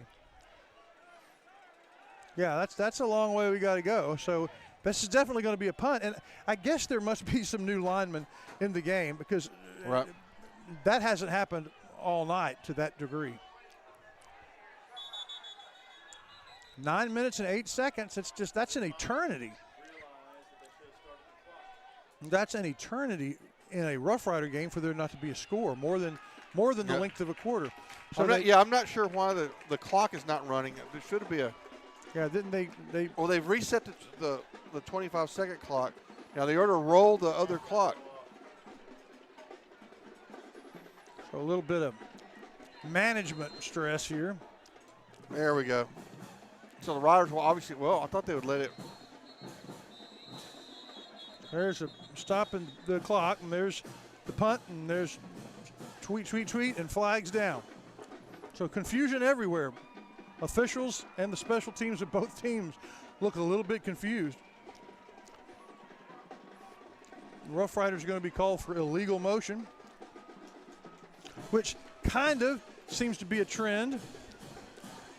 We've had that happen a lot tonight. Not a lot of penalties, but almost all of them that have been called on the Rough Riders. So we'll try this again. Another excellent kick. It's going to turn over. It's going to bounce, but it takes a Bullard bounce.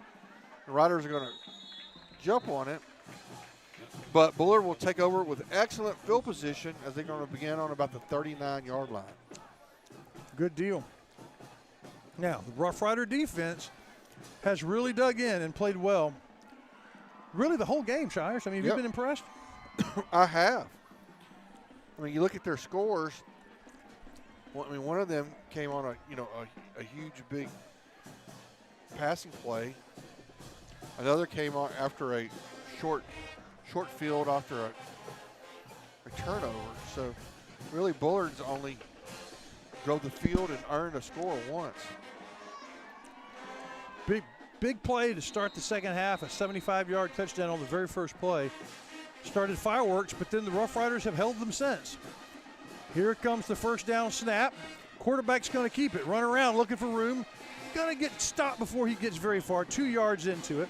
But number 6 has been in there really full time for the last 5 or 6 plays. That's Bowman, the second quarterback. I peeked my head in the coach's room and told him, I said, hey, I don't think Bowman's going to throw very much. And so maybe they've gotten word to the linebackers on that. He's still in, the running quarterback. He's going to throw this one. Quick That's little a nice hitch throw. pattern. Good nice He got block. around him. A good block and a good read by the receiver on that one. Number 12, Salas, one of the first times we've called his number. Plenty good for the first down. But Cody Atkinson rushes downfield, hustles downfield, and makes the stop. Prevents First the down and tragedy. 10. First down. He's going to pass again right up the middle. Should have been caught. But he had a little alligator arm syndrome as number 3 for the Rough Riders was coming in to make the hit. The official should have held it up because the chain gang was nowhere close to being ready to go when they snapped that football. That's also the kind of safe pass that your quarterback that may not be the stronger passer can make. Just throw it straight ahead of you, It's basically. good when you're running the football like that. That play action pass with something down the seam is something that you can do. Bullard again comes back in. Only 14 seconds to go on the clock, on the play clock. 8:04 to go here. Riders up, still up 40-20. Here's the snap and the handoff around the left side. He gets past one defender and across the 40-yard line, tackled from behind by number 23. That's Parker, the senior. Gregory slowed him down, but kind of slipped off of him. It could have been a tackle, probably for only about a 2-yard pickup. But again, he's able to kind of shed Gregory and then get on down the field. But he did slow him down enough to keep him from getting the first down. 3rd down and 3.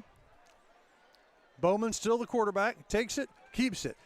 Oh, yes. Caught by Parker and Mayo, and just park and add the Mayo. That's right. what just happened. A complete disruption of that play. They crunched him. 2 people crunched him for basically no gain. 4th down and 3 for the Rough Rider defense to try and stop again. They've had several 4th down stops tonight. Yep. Parker saw that. He came down. He closed down the line of scrimmage. The beautiful part of that is he went right down the line and was able to make the tackle. Big 4th down play. Bowman with the ball, going back to pass, looking, finds a man, makes nice pass to the 30, good for a first down. Then his receiver, he's stripped. The Rough Riders pick it up, going the other way. It's number 16 with the ball. A good play, a good catch, a good first down, but an even better heads-up strip of the ball, and the Rough Riders now have it, making a turnover and causing things to happen. Yeah, That's good stuff. I think the strip was caused by number 16, Jaquidrian Rogers, a defensive back, but he's able to. And who picked it up? I couldn't tell who picked it up. Well, it was the play that the Rough Riders needed on 4th down. They got the first down. The Bowman, the quarterback, found the correct receiver. Made on the a right nice route. throw. I'm Nice talking throw. about Bowman didn't throw, and then he's made a couple of good throws here on this And the drive. receiver made a good play and extended the run. Now the handoff to Bluford. Dixon has not appeared since about 2 or 3 series ago, about halfway through the 3rd quarter. Not even Edwards anymore. It's Right. Bluford. Yeah, it's the 3rd running back as far as we know.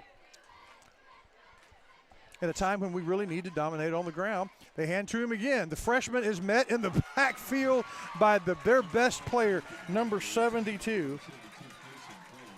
Kason Craig. He's going to play somewhere if he wants to, I think. A lot of their press stuff has number 72 on the front of it. It's right. A player that the school is proud of. So 3rd down and 10. Gained a little bit, lost it back. But 5:50 to go. We're running time off the clock. Cash is going to drop back. He's under pressure, and boy, now he's dancing. But looks like he's going to be able to get the pass off. They're still chasing him. No, he's not. He's just going to run out of bounds. Now, he could have thrown it away. Probably should have thrown it away because we're going to lose a little bit on that. But it didn't matter much. We have a good punter, and that's what we're going to do, a 3 and out for the first half and the first drive of the 3rd quarter felt very much like a Center Rough Rider game. This is something different, a stall. It's been 40-20 since halfway through the 3rd quarter. Yeah, and again, we got some guys in the running back situation. I'm not sure what's going on, but if the offensive line does their job, and Bluford should be able to, make positive yardage. So I'm not sure. Clock not running because we ran out of bounds, and our punter is standing at his 3-yard line. Good snap, and not a good punt. Kind of just he shanked that one. Shanked it, screwballed it, and it's bouncing the wrong way. So that's one of the rare times you've seen something other than superlatives from our punter, but that was about a 16-yard punt. All right, we'll take a quick break. We'll be right back. Riders still up 40-20, 5:29 to go in the ballgame. Rough Rider Football is brought to you in part by McAdams Propane Company. Gas up your engines with McAdams. Joe's Car Spa. With Joe's, clean is easy. Yard Birds, the finest barbecue right at the city limit sign on Tenaha Highway. And Sandy Cox State Farm. Like a good neighbor, Sandy Cox is there on Tenaha Street. All right, welcome back, folks. Chris Wallington, are you going to the gym this weekend? I need to. I need to go to the Forge. We'll talk about it in a second. Quick pass over to number 3, the guy who made the fumble. He's got some room in blockers. He's got the first down. He's in the red zone, and he gets down to about the 10-yard line. Well-designed play, just a hitch pass, but with plenty of blockers leading the way, and they're down to 1st and goal. Another good thing that he did, I don't know if you saw number 3 do, he's able to go down low, bend down and get it, but not put his knee on the ground. Yeah, that's right. 1st down and goal. The handoff to number 20. He gets 3-4 yards. Number 26, that's Wolf, is there first, tackling for about a 3-yard gain. 2nd down and goal at the 7 in the State Farm red zone, brought to you by Chris Mayfield. And this is the biggest threat for a score so far this half. Now, radio folks, it's 40-20. Rough Riders lead by 20. Bullard, after stopping the Rough Riders in a bad punt, short field position, big pass play, 2nd down from the 7, down by 20, 4:40 to go and counting. Quarterback keeps it at the 5, gets tackled by his legs by Atkinson, falls down at about the 2, gets closer, 3rd down and goal at the 2, Mr. Shires. That's right, making them take valuable time off the clock. I still just don't feel comfortable about this game. I really want to see one more score up on them, and then. But they're taking their time and not rushing up. Yeah, I don't understand that. About to go under 4 minutes here. So we want to make sure they get it right. Here's the snap. There's the handoff to number 4. Oh, He's met at the goal line. Our guy was standing with his heels on the goal line and did not move backwards. Who was that made that tackle? I'm trying to see. It was such a crowd right there. That's going to be 4th down and goal. My goodness gracious. Wow, that's the best tackle. That was a formed tackle. Yeah, that running back, by all means, just the laws of physics, should have been able to bowl him over a little bit, didn't. Ball's between the 1 and the goal line on 4th down. And there's your snap. Quarterback's going to keep it, looking for a hole, pushing, finally found one. Took him a while, but he finally found it. Thought we had him stopped there for a second. I did too. 3:28 to go here. Riders still up 40-26, a 14-point lead. 2-score lead. Yeah, definitely 2-score lead. And for whatever reason, new players in the line and our lead running back not in the lineup. And it's fine to give people with a 20-point lead, some time to play, but I'm not really sure that's why we're doing it. There's some reason I think that. Well, Larry Pearson, I will certainly, inquiring minds will ask on Tuesday. Okay, they're going for it. They're going for 2. And, they are all over him. They tackle him for a 15-yard loss. Jackson Parker unimpeded to the quarterback. And so that's 2 touchdowns, no extra points for Bullard in this half. 40-26, 14-point lead with 3:28 to go here in Bullard. This has been a good one. We'll be right back with the end of it. Center Rough Rider Football tonight brought to you in part by Covington Lumber Supply, 3 generations and still building strong. Ace Hardware, the place for hardware in East Texas. And Brookshire Brothers.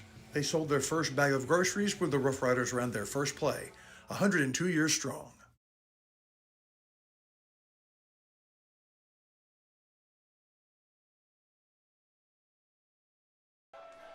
Everybody, welcome back to the Shelby Savings Bank kickoff.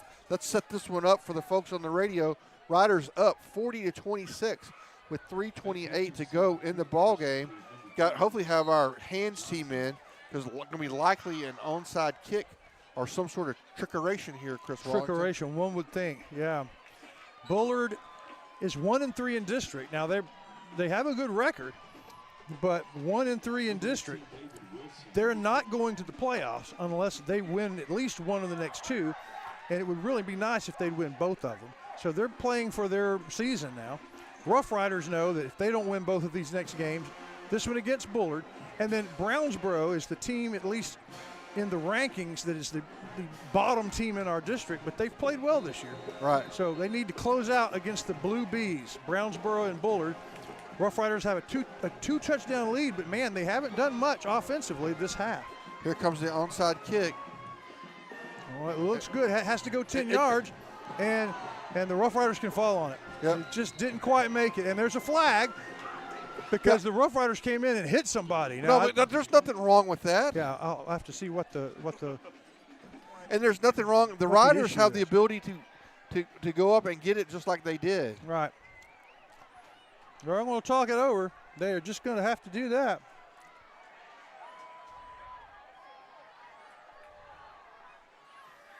Let's see what they say. It's on Bullard. Bullard? No, okay, I was fixing to say. No, on the center, okay. I don't think Bullard anything wrong. Yeah. So, it's a personal foul. The block was unnecessarily rough, I guess. We hit him too hard. Yeah. But, you know what, there wasn't a personal foul called when our guy got blindsided. Because it was beautiful. I mean, it's the way it ought to be. So, yeah. So what they're going to do is they'll mark it off 15 and kick it again, I guess. Are they going to do it, or do we take the ball there with a 15-yard penalty? Well, I don't know. That's what. Yeah, I guess so. I guess we get the football. I'm not sure what was wrong with that. We'll ask Coach Meeks about that. Yeah, that would maybe there's some kind of rule change. Do you know? Yeah. Looked like a clean play, and so. Yeah. Well, that will be interesting. Yes. I mean, anyway, regardless, we get the ball 15 yards back, but we still have the football. And again, with 3:28, we just need a couple of first downs here to put this thing out of reach. No, and there's a fumble. That's the worst thing that can happen right there. You have that running back was number 5, to Calvian Edwards, who's had a few more snaps than the freshman who had been in before. But that's about as bad as you could ask for, Mr. Shires. Yeah, that's a bad series of things that happened here. Mm-hmm. Yeah, that's no good. And we've had 3 problems with hands-offs today. That's the first time we fumbled one. And that is the second turnover that the third turnover that the Bulldogs have gotten. We've got 3 turnovers. We had 1 interception and 2 fumbles. That's right, the strip fumble. Right. Usually when you lose the turnover battle, you don't win. Rough Riders still are up by 2 touchdowns, but this one's getting interesting. Gotten interesting. Yeah. Here comes the snap. It's the same quarterback. It's Bowman throwing deep, has a man open, go. He didn't have a man open. We were there. Yeah, not a very good throw. He saw him a little bit too late. Let the center defense close on it. That was either Timothy Johnson or number 3. Well, the Rider defense, Jermaine Hunter, one of the two, closed on it pretty fast. Rider defensive line was coming, though. They were coming with a vengeance. And be interested to know where their starting quarterback is. The one that's supposed to play most of the snaps. Oh, Barrett, he got hurt. He earlier. Okay. So here comes. He breaks a tackle. He gets around the corner to the 20. He gets the first down and gets near the red zone. So we had a man in the backfield just went over his shoulders like a cape. Yes. And he broke towards the right and ran well. First down, Bullard. And once again, there was a huge hold on the end there. Normally that gets called, and it did get called. So okay, I didn't see a flag, but we did just get the call. Thank you. Where did it happen? Go ahead, talk us through that. Well, okay, that's not what the hold I saw. The hold they called a hold on down the field. Oh, okay. I saw one right at the line of scrimmage as the quarterback was going by. But anyway, we'll take what we can get. So clock is running, about to go under 3 minutes. Rider defense, see if they can stiff it up. 2nd down and 12. Man in motion, quarterback back. He's under all sorts of pressure. He gets away from it, running to his right, looking to his left. He manages to get away just in time to throw the ball away. And, hey, good defense, but also hats off to that Bowman, that quarterback. Yeah, Rider defense played excellent there. Great. I thought it was a screen pass because we had a prison break on him, but it turns out it wasn't. Rider secondary did good. And Bowman was unable to do what the starting quarterback was done, was to get outside the outside the tackle box and throw it away. Yeah, in fact, I thought they were going to grab him and keep him from getting that ball away. Yeah, I thought he worked free and made the throw. I thought we were going to splatter him. So anyway, it's going to bring up 3rd down and about 12. It did stop the clock. Man in motion. Bowman hopes will jump off sides. Doesn't, and now he has the ball. Going back, straight back, looking downfield, throws, has a man wide open. Number 3 at the 15, at the 20, runs forward, is gang tackled at the 17, but boy, wide open, and he found him for the first down inside the State Farm red zone. Looks like Bullard is going to call a timeout. And I hate to say Ray Jones first down when it's not center, but it's been a while since center's had one, so I guess that's a Ray Jones first down. All right, well, everybody, we're going to take a quick timeout, and when we come back, this is getting good. 2:42 to go. Rough Riders up by 14 points, but Bullard's threatening. Sandy Cox State Farm is your Shelby County State Farm insurance agent. She and her staff support all of Shelby County's teams. A quick look at Google reviews tells you how her customers feel about her. I love State Farm. When I moved to Texas, I'm so glad I found Sandy's office. I highly recommend these guys. They're great. Find her on Tenaha Street, Sandy Cox State Farm.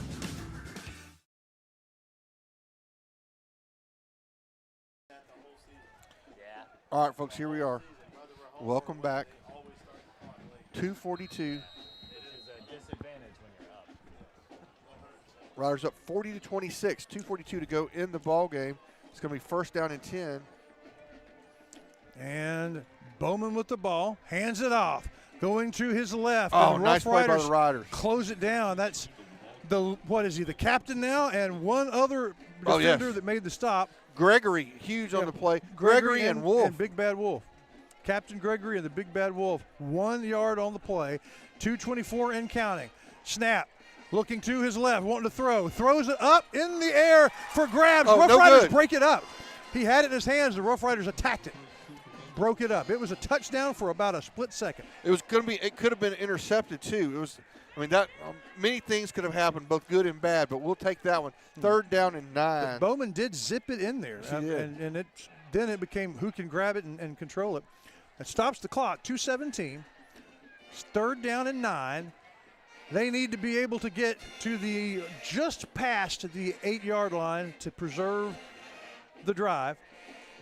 2 plays to try it. Obviously 4-down territory here. Here comes the snap. He's looking to his left. Throws to his left. Good pattern. Good throw and catch just enough for the first down, I think. Between the 7 and 8-yard line. Yeah, they're moving it so it'll be 1st down and goal in the Chris Mayfield State Farm red zone. About to go under 2 minutes. Now officially 1:59 and counting. Oh, no, they didn't get the first down. They have this marked fourth down and about, a foot. So, I mean, you got to extend the drive, and they're letting a lot of valuable time go. Now they're saying it's a 1st down. Okay, so the officials had some work to do before they knew it was a 1st down. Yeah. The coach next to us says he's already rolling his arms to start the clock. The clock hasn't stopped. No one has noticed yet. So they're going to get a free 20 seconds. Yeah, basically. Here's the snap. Fake. Bowman's going to keep it. He's scrambling around. He's tackled by 2 different Rough Riders. One hit him low, one hit him high. Atkinson will probably get credit, but the captain is the one that tripped him up, Captain Gregory. $1:44. And timeout. And that's a good probably investment of time for Bullard. They need 2 scores, and it's 1:44. We'll keep it here for just long enough for me to tell you that we have the Wiggins Farms postgame show coming up when this game is over. I'm going to go down and talk to our coach, Meeks, and I'm also going to talk to our Center Motor Company player of the game, Mr. Shires, and Zach will figure out what the Dairy Queen play of the game is and something to smile about from Wyndham Family Dental. I'll also visit with our cheerleaders. I didn't get to do that in pregame, but we're going to talk to Miss Bush and Miss Newworth down on the field if we can. We'll have the final scoreboard from the Batters scoreboard and wrap this one up, hopefully with a victory moving into the last game. But your Muncho night is very much at risk. I know it. I eat Munchos on the way home if we win. And I was already tasting them. I know, me too. I was already thinking about it. We're going to get the big bag or the small bag. But I don't know. I mean, this one is Like I said, I've never felt comfortable because I felt like we needed that one more score. And we just offensively have not really had the personnel in to do much, and it has shown. Not sure why. We'll have to find out during the Wiggins Farms postgame. All right, 2nd down and goal. $1:44 to go. Center up by 2 touchdowns, 40-26. Here's the snap. He's looking to his right this time. Has a man. It's complete. Can we run him down? We cannot. He gets in. An out pattern, and the only person to cover the pattern was our middle linebacker, and it was just too little too late. He couldn't get over there. And, hey, Bowman has looked impressive with 2 scores against the Riders here. 40-32. They're going to go for the extra point. Yeah, might as well. They've been 0 for 2 on 2-point conversions, so might as well do that. And here we go. This will be big if they were to miss it. Bad snap, but it's up and it's good.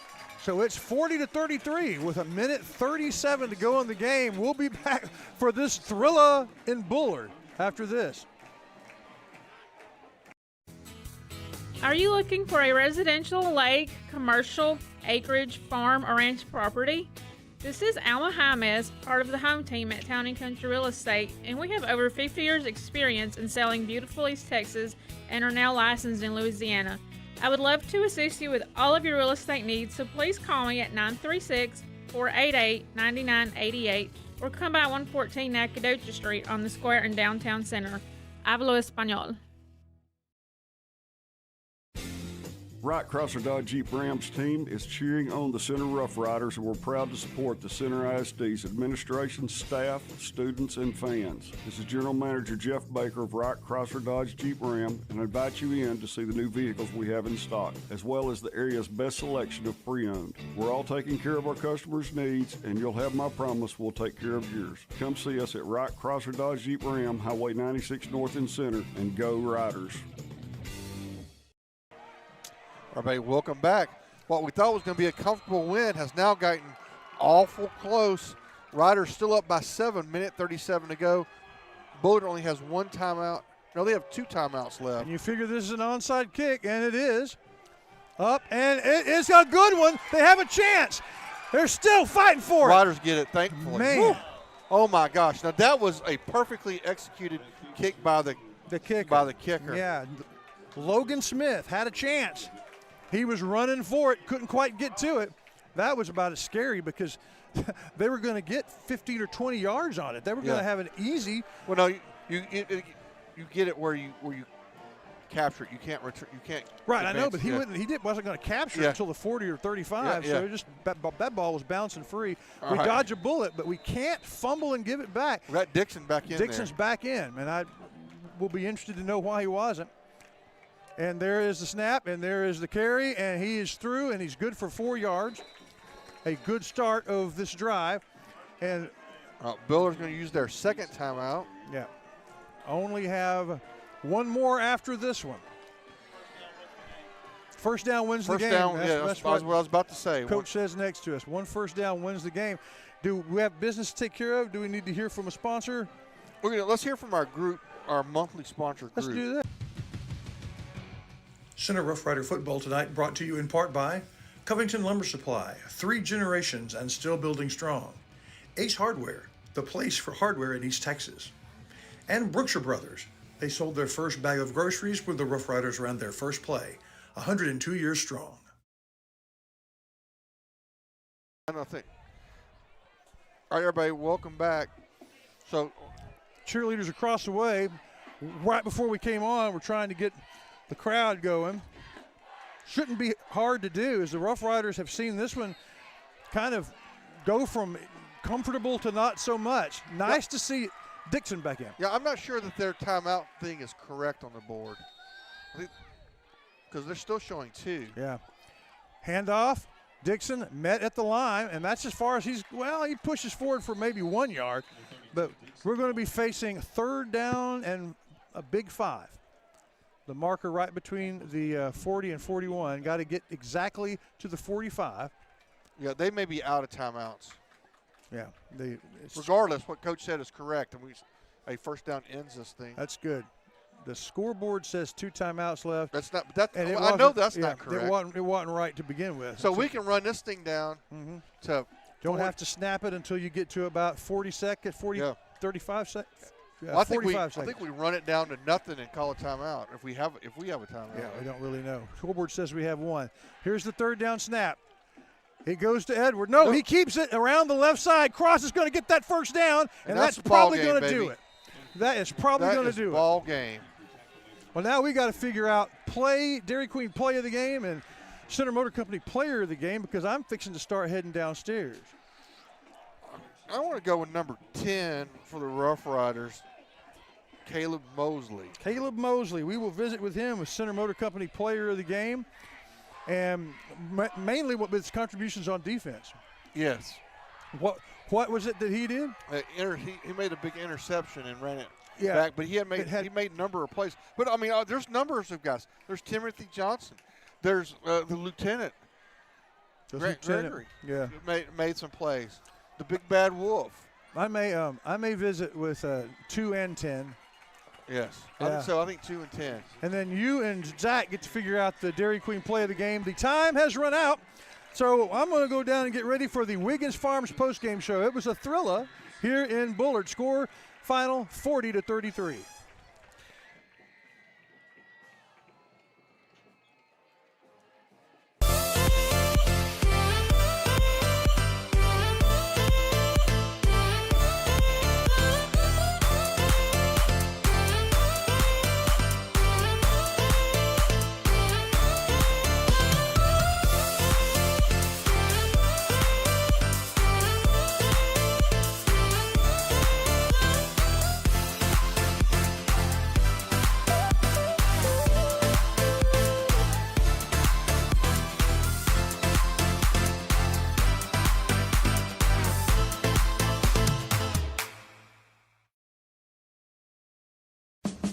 Steve Tinkle at Center Tire Company knows time is money, and that's why when you pull into Center Tire Company, it's like a NASCAR pit stop.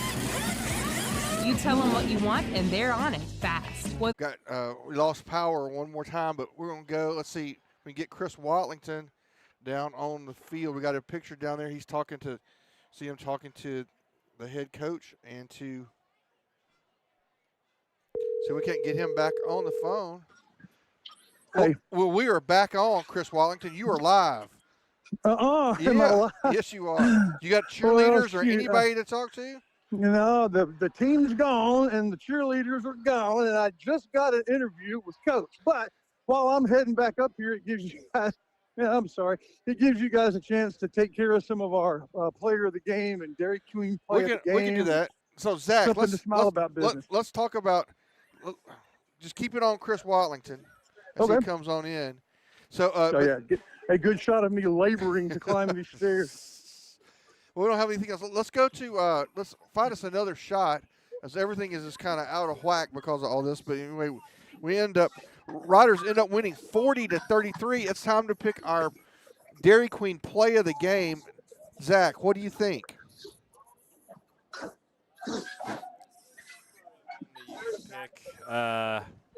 If gun to my head, I would have to say the cash cross early in the game when he broke like 5 freaking tackles and ran for however so many yards. That was crazy, man. Yeah, hey, let's go with that. Remember that crazy play, Chris Wallington?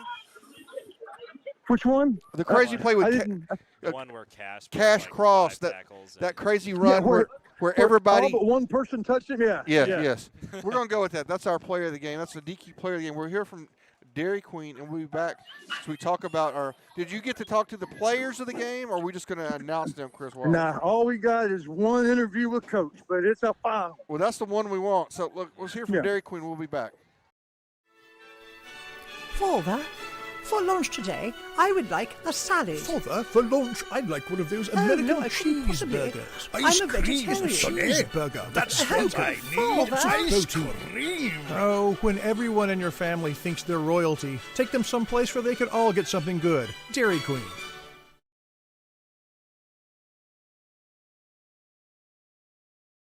Everybody, welcome back to the Wiggins Farms postgame show. Kind of an odd one. We got, for the third time this evening, we lost power. And but we got back on. Chris Wallington did get to talk to Coach Meeks about that. So in our JBA Financial Coach Talk, why don't we hear what Coach and Chris talked about? Well, Coach, a lot to be proud of and a lot to be concerned about. First of all, tell us about your personnel issues in the second half. I don't know if we necessarily had personnel issues other than just quitting. Not quitting's probably the wrong word. Stopping competing. That's kind of what we just got through talking about. I mean, that defeats everything in the definition of going and competing. Like every single rep, we've talked about it many times that we want to win every single rep. Right. And we got complacent in the second half. Offensively, defensively, played great all 4 quarters. Very proud of those guys on defense. We created turnovers. We ran to the football well. We were getting hats to the ball. And that's what, those guys are starting to grow up, and it's at a perfect time as we transition to the end of district and into playoffs. But offensively, we got complacent, and that's not what we're about. And it kind of ended up being tight down at the end, so I'm sure you will have lots of motivational material here in getting ready for Brownsboro. But a win, and we are in the playoffs, most likely as the 3rd seed. Yes, sir. I guess now depending on what Rusk and Brownsboro do tomorrow, but yeah, I mean it's a perfect example of why we preach what we preach, and they were fortunate enough to come out on the winning end. A lot of times that doesn't happen. The other team ends up coming back and taking the lead, and so we're very fortunate to be where we finished. But it's a perfect example of why you can't worry about the scoreboard. You play the next play and you go compete, and so definitely some things there that we'll learn from and move on from. All right, thank you, Coach. Yes, sir. Thank you. So the Coach Talk is brought to you all game long by JBA Financial. John Black knows a thing or two about leadership. He was a Rough Rider coach himself in the 1980s. So he and his staff at JBA Financial take pride in providing financial leadership and advice for their clients, both here and in Longview.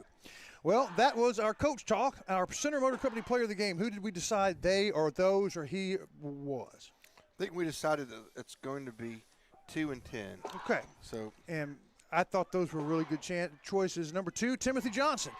Not just because of today, but because of his season of work where he's always in the top 3 or 4, never has really gotten the call. And Caleb Mosley today. Mosley had a number of big plays and had the big interception. And was definitely the player of the 3rd quarter, hands down. And especially on defense, that's kind of helped preserve the game. So they are your Center Motor Company players of the game. We will hear from Center Motor Company, and we'll be back to move to the final scoreboard right after these words. Thought you'd seen the last of the Ford Bronco? Well, you were wrong. Ford brought the Bronco back so they could put the S in SUV. Comfort and connectivity for the highway to get you there, and then the power you need for your off-road adventure. Run at the front of the herd. Saddle up a Bronco at Center Motor Company. Everybody, welcome back to the Wiggins Farms post-game show. It's time to go to the final batter scoreboard of the evening. We turn to Zach Gibson. What you got, Zach? Oh, yeah. So, Tenaha taking a 36-34 win over Mount Enterprise. Texarkana, Pleasant Grove taking a 56-6 win over North Lamar. Timpson Bears with a 61-0 win over the Shelbyville Dragons. The Garrison Bulldogs won big against the San Augustine Wolves, 58-10. Carthage Bulldogs also won big, 37-7 against the Van Vandals. Gilmer Buckeyes won big again against the Longview Spring Hill Panthers, 59-13. And Rusk and Brownsboro Bears scheduled to play tomorrow at 2 p.m. All right. Gilmer is taking care of business, likely our first-round opponent. And when we saw Spring Hill, they are no longer the worst team in football. I guarantee you that. Well, we knew they weren't when that's we right. played We played them. There was just no way they were the worst team. If we play this team 10 times, are we going to be 10-0, Mr. Counselor? It's hard to say. I think they could probably get one. Yeah, I think they're good enough to steal one. What do you think, Jepson? This team? Yeah.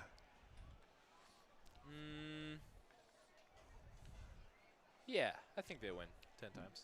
10 times, Yeah. 10-0. Yeah, I think I'm going to go 9-1. So that's 28-2 when you put everybody together. All right, when we come back, we'll wrap this one up. You're listening to the Wiggins Farms postgame. if you're eating a fresh watermelon, one that's fresh from farm to your table, well, chances are you're eating a Wiggins watermelon. Wiggins Farms. Tastes like home.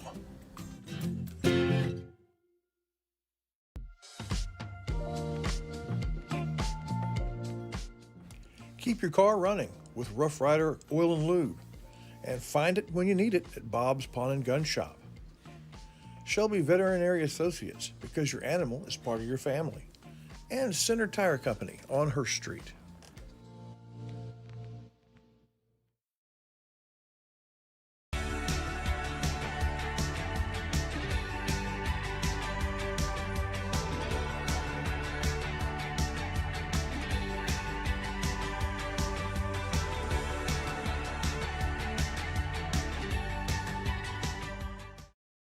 Time for the extra point segment. We start with something to smile about from Wyndham Family Dental, Mr. Shires. Kind of what Coach said, defense is growing up just at the right time. So we have what's a sergeant to a captain in a couple weeks. So Grant Gregory, we got the big bad Wolf, Easton Wolf. We've got Cody Atkinson, who's been there. You know, everybody's kind of catching up with him. Then we got some of the older guys. We got Mayo and Jackson Parker and then the secondary is starting to play better. So, it's kind of like, the first of the year, the offense was like way up here and the defense was way down here. And then tonight my keys to the second half was for us to come out and be intense.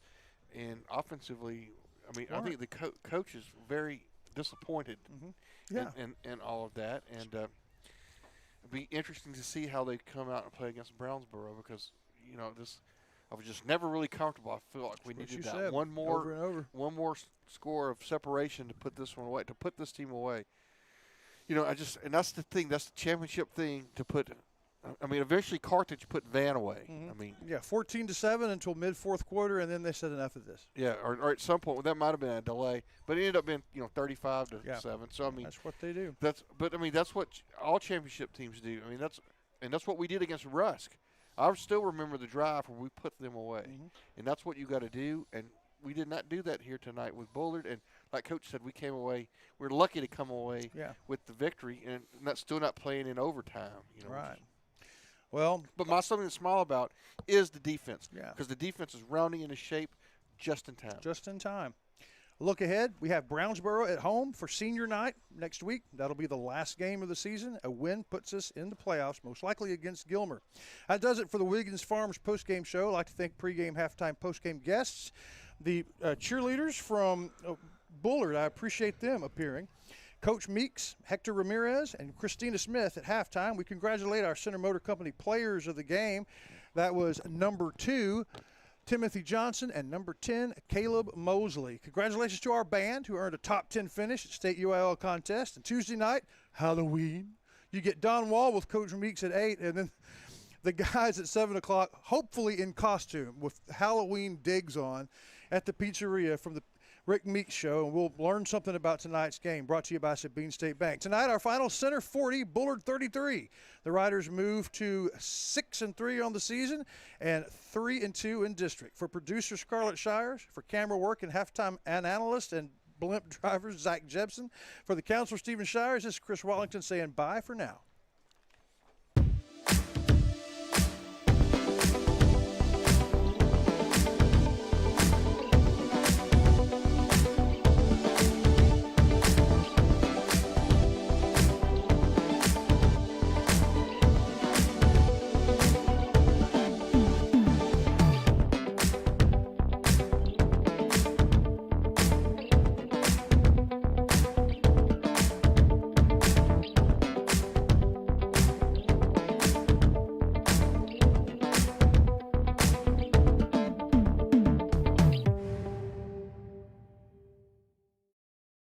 Three-point shot. It's takes it to